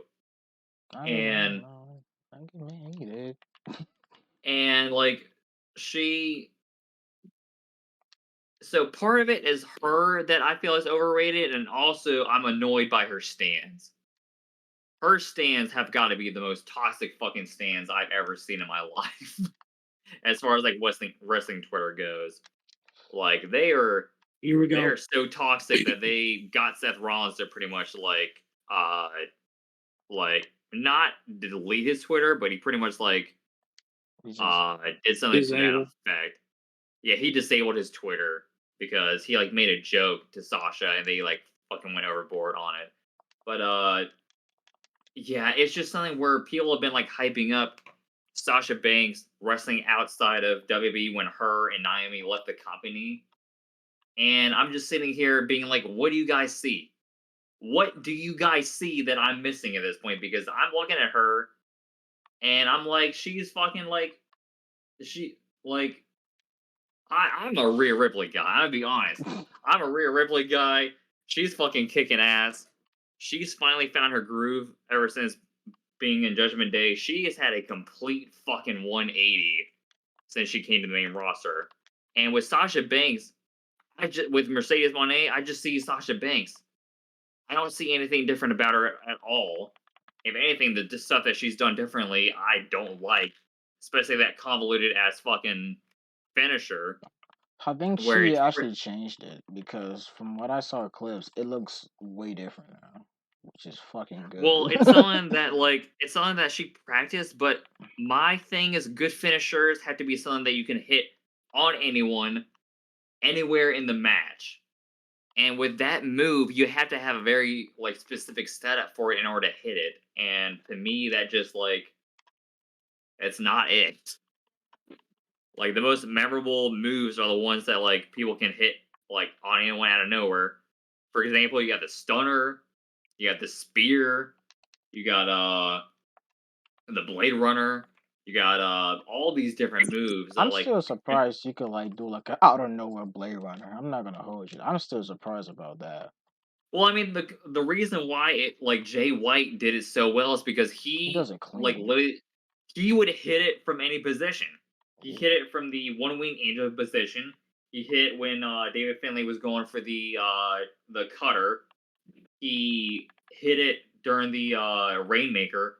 Jay White got to the point where like He got comfortable if with you it. weren't if you weren't careful, he'd hit you with it in the match and it's over. And that's something where with my character's new movesets in the GRFC version of the game, like it's something where Dead and I really focused on being like, all right, I want it to be where Zach will like literally hit it from any position in the match, and you won't see it coming because those are the best finishers. Like for the spear, for example, that's something where I recently went back and watched Edge versus AJ at WrestleMania, and when AJ went to do the phenomenal forearm, Edge caught him with the spear. That's cool. But with Mercedes Monet, it's like a fucking it's like a face buster that's set up from like behind her, and it's such a convoluted setup just for a basic fucking move where it's like I don't see her hitting this in the same way that like a Blade Runner or a spear or anything like that can be hit because like the setup is so convoluted. So that's pretty much my stance on Sasha. I feel like she's overrated. I feel like her fans are toxic. And what I want to talk about is this upcoming WrestleMania card because there are some matches that haven't been announced that I feel like we can speculate on, especially with like the weekly like shows that they like been building some of these matches up. I'm gonna be very fucking honest with you, alright? Okay. I'm mad as shit at the fact that Bray Wyatt is feuding with Bobby Lashley and fucking Brock Lesnar is feuding with fucking Omos. Well, Brock Lesnar pretty much told like so the story goes that at Elimination Chamber they pitched Bray Wyatt to Brock Lesnar because the original finish was Brock was gonna win the match and he was gonna face Bray Wyatt, but Brock Lesnar, I guess he saw all the stuff that Bray Wyatt's been doing. He said, "Fuck that! I'd rather take the big guy." So he you know what? Saw Monster said it best. Let me see if I can pull up this video. Because I'm fucking mad about that, bro. he said it better. Oh, here we go. Here we go. Saw Monster has pretty much laid this out better than I could with how Brock Lesnar handled this. Alright. I don't want anything to do with this. I'll wrestle the big guy. Maybe that's what happened here. Maybe Brock said, you know what? Maybe I think I just figured it out. I think I just figured out why Brock Lesnar kicked Bobby Lashley in the dick at Elimination Chamber. When Brock Lesnar realized that winning at Elimination Chamber meant wrestling Bray Wyatt at WrestleMania, he kicked Bobby in the dick. He intentionally got himself disqualified. Brock Lesnar may be the smartest man in the room because now that's Bobby's problem. He fucked over Bobby Lashley at Elimination Chamber. Bobby Lashley won the match. Brock Lesnar won the war. I think that's what's going on here. We're all playing chess or checkers, and Brock Lesnar is playing chess. He's a lot smarter than I think we give him credit for. That is honest to God, I feel like what happened. Where Brock Lesnar just said, "Fuck this spooky bullshit. I'm not doing this. I'd rather face Omos." I could So now respect that's that. now that's Bobby Lashley's problem. He's got to be the one to do this shit. I could respect that. Like, I respect that a lot because at least you did it a way that you like, haha. But as a Bray Wyatt fan, I'm fucking furious. Why Bobby of all people? Why can't it be Karrion Kross or some shit? Like, come on now. I'm gonna be honest. I have not really been impressed with Bray Wyatt's recent run since he's come back. It's going And nowhere, bro. that comes from someone who was excited for him to come back. So it really breaks my heart that it's gotten to the point where every time he's on TV, I just roll my eyes and groan at this point because he's only had one match since he's come back. And the match was a fucking cutscene. Dude, I had to was a Road to WrestleMania shenanigans, bruh. I had to eat an edible to enjoy the match. Yo, the match. That's pretty much where we're at with this, where it's a bunch of spooky bullshit. His theme's cool, but like I don't understand why he doesn't do any TV matches or whatever at this point. I don't understand why the hell he had to do a fucking like flabbergasted Mountain Dew match, bruh. Like, Right. I'm not gonna hold you. The paint looked cool as shit. It looked cool, It was cool, but it's but pointless. like he technically he hasn't had a regular match since coming back. He really hasn't. Like this, like the part of the problem with Bray Wyatt was they always stick him with like this type of bullshit, and with Triple H, I thought he was gonna like. My hope was he was gonna like treat this differently, but we're right back So where we to are. what people were annoyed by with Bray Wyatt, where it's just the spooky bullshit when people just want to watch like a regular wrestling match with him. Now, so far, the confirmed matches that we have is Roman Reigns versus Cody Rhodes for the Undisputed title, Charlotte Flair versus Rhea Ripley for the SmackDown's Championship. Should have been Bianca and Rhea. Yeah, I'll agree with you on that. But if Rhea Ripley does beat Charlotte, she'll become the first woman on the main roster to be to win all the belts. She'll be the first Grand Slam champion as far as the women goes. Wait, are you sure? Yeah. Because Rhea Ripley, she won the NXT UK title. She won the NXT Women's title. Oh, so you also won the UK title. Okay. Yeah, she won the Raw Women's title, The tag titles and the tag titles, and all she's got left is the SmackDown Women's title, which Charlotte currently has. I thought because I was gonna say wasn't somebody else already a Grand Slam because I mean, I guess you could say like Charlotte and the Four Horsemen and stuff, but like as far as like Charlotte never winning, hold the tag titles, so right? But like, yeah, I don't know. But as far as like the modern day kind of Grand Slam champion, I'd have to say that like Rhea would be it if she wins the SmackDown title. I hope Rhea wins. That's my pick. Yeah, speaking of Bianca Belair, she's facing Asuka, and I'm gonna say this: I was initially excited for them to do the Kana character with Asuka, but at this point, it's just face paint. Like she has not been booked differently. They keep saying on commentary that she is a dangerous woman now, but she's selling the. fuck. But the problem is you can't say that she's the most dangerous woman on the roster and have her selling to Carmella in like a 15-minute match. That match should have been a minute, bro. I'm not gonna hold you. Like, if you're gonna present Asuka with this new character, she has got to do squash matches and show just how dangerous she is. Because right now I'm just seeing Asuka but with different face paint. Like it's just like with Finn Balor and the Demon. Like every time he was the Demon, it was just face paint, but he wrestled the exact same. Speaking of Finn Balor, his match is confirmed. Okay, yeah. To be devil's go ahead with the devil's advocate. yeah. I had to be a devil's advocate for like a quick moment, but there has been slight differences with the Demon. One, he kind of no sells a lot. Well, not a lot, but like he no sells. So that's one thing, and that's it. Yeah. Like the motherfucker is still doing sling blades. He's still doing sling blade. He's still doing the coopity coop, and right.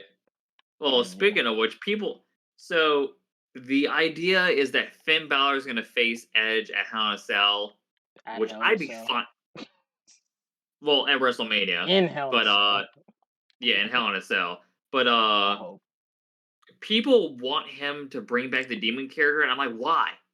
The Demon died when he faced Roman Reigns. Yeah, he like that was the death of the Demon right there.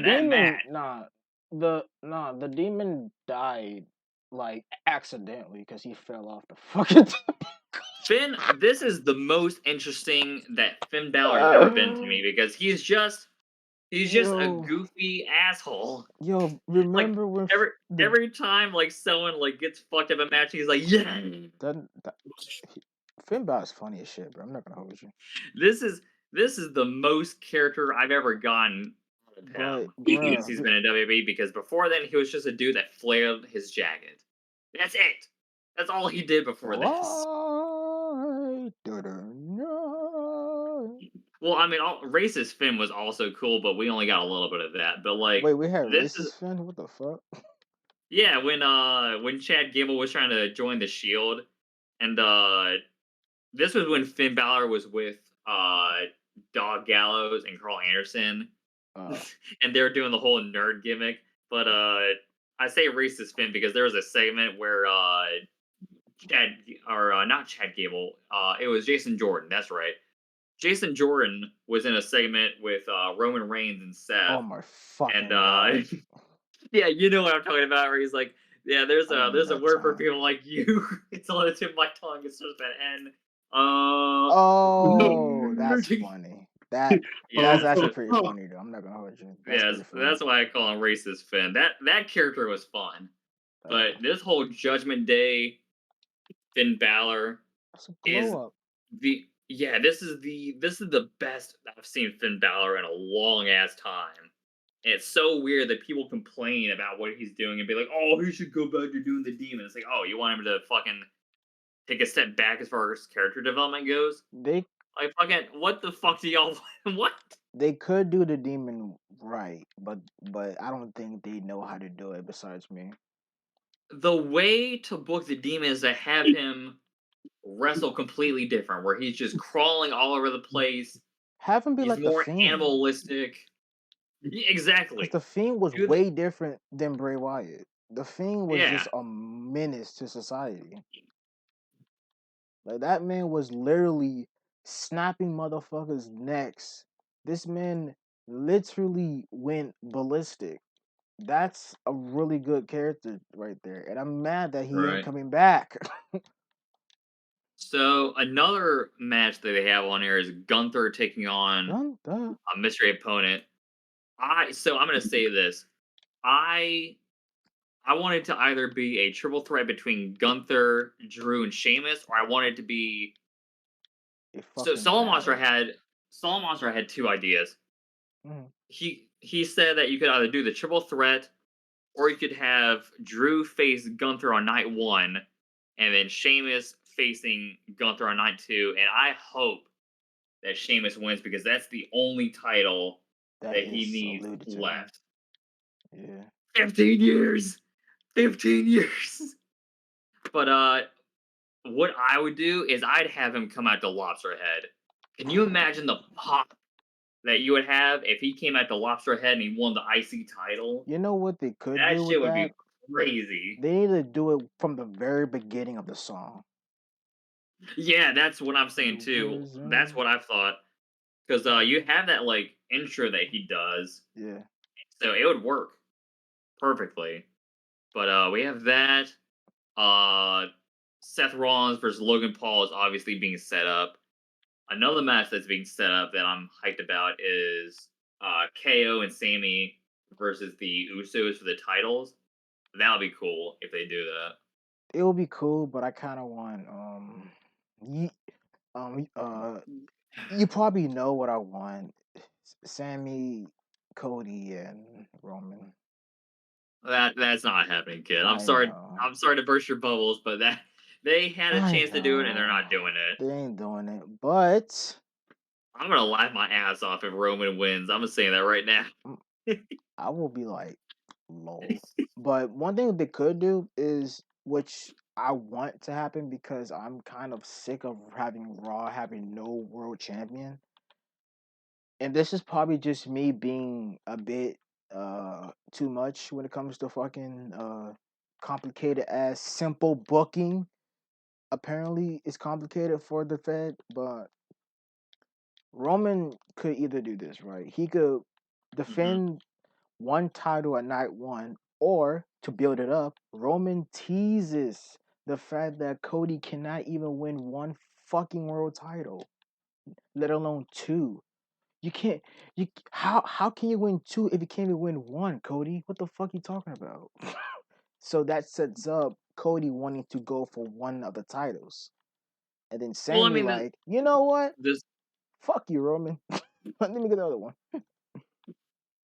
So the story with Cody is the WWE title.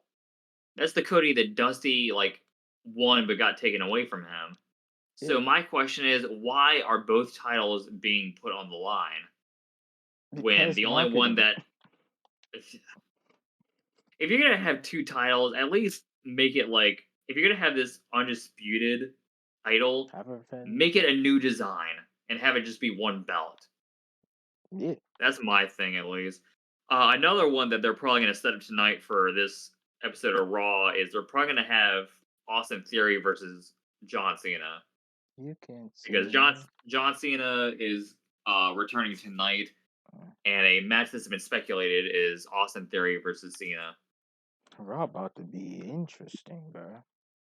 Right. For no I fucking will reason. say, I'm not a big Austin Theory guy, but he has definitely improved.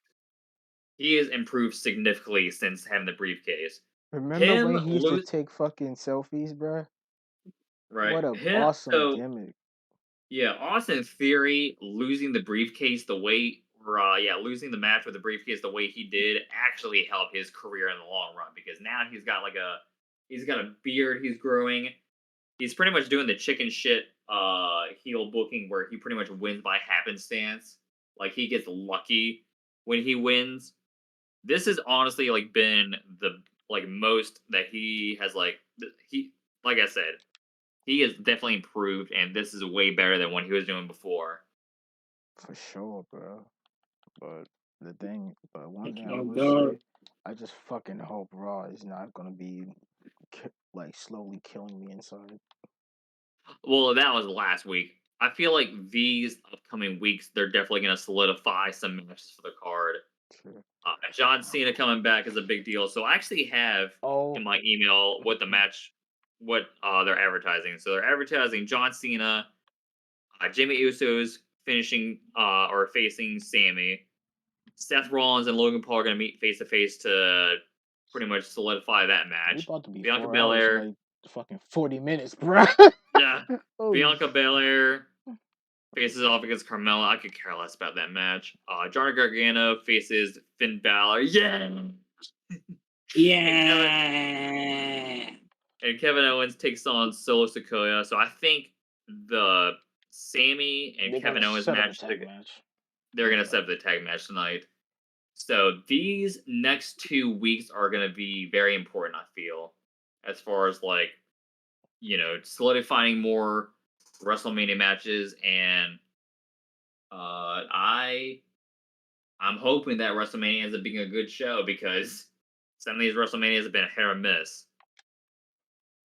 Well, Mm-hmm. It definitely helps that they've been doing the 2 nights because god damn, that one WrestleMania where it was Roman and Undertaker went on fucking forever. time wanted to die. Like I was working at Harris Teeter at the time and I was halfway through my 11 to 7 shift and the show was still going. I'm like, oh my god. I was like, what the hell? I think it was because of that show and Wrestle Kingdom that they was like, let's split it 2 nights, bro. Yeah, well, the 2 nights definitely It helps. made it more palatable. Made it more watchable. The fuck. Mm-hmm. But yeah. So, does anybody got any closing statements? Because we about to be fucking 4 fucking hours in the next 40 minutes. Time to patch you out. Patch your show out. Yeah. Gotta patch you out. Yes, Well, and for everybody, I need y'all to watch more anime and support small effects. And so for me, before we leave, I just really want to do a quick plug in my Twitch channel, twitch.tv/Zach the Vampire. I'm going to be streaming a lot more this year. So the last 2 streams I did my best and worst of movies of 2022. I did my Celebrity Crush ranking. The next stream I have coming up is going to be WWE 2K23 and probably doing some WrestleMania simulations for that. Whenever the weather gets better, I'm planning on doing my amphitheater concert streams. So I have a lot of shit planned for this year that I'm really excited to do. But yeah, that's pretty much all I got. I'm actually excited to see that shit. Twitch.tv/Mark Rivers here. I stream as well. Can y'all Weekly. motherfuckers link me the shit so I could just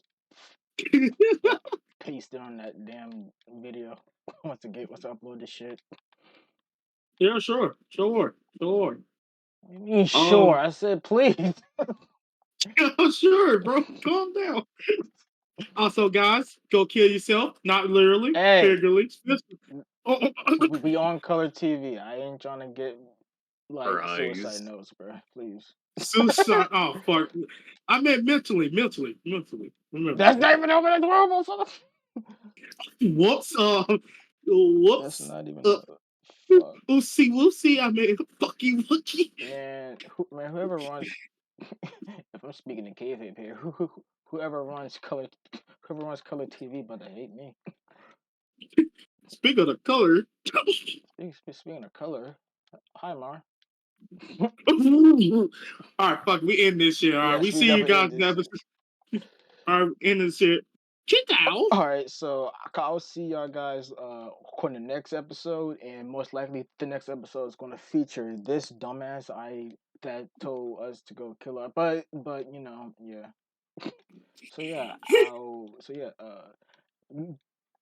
Be sure to check on both Color TV and Zero Channel for upcoming shows and all that shit, and check my main channel. Well, it's not my main channel, but it's my extra channel, Demos Live, and check out the links below.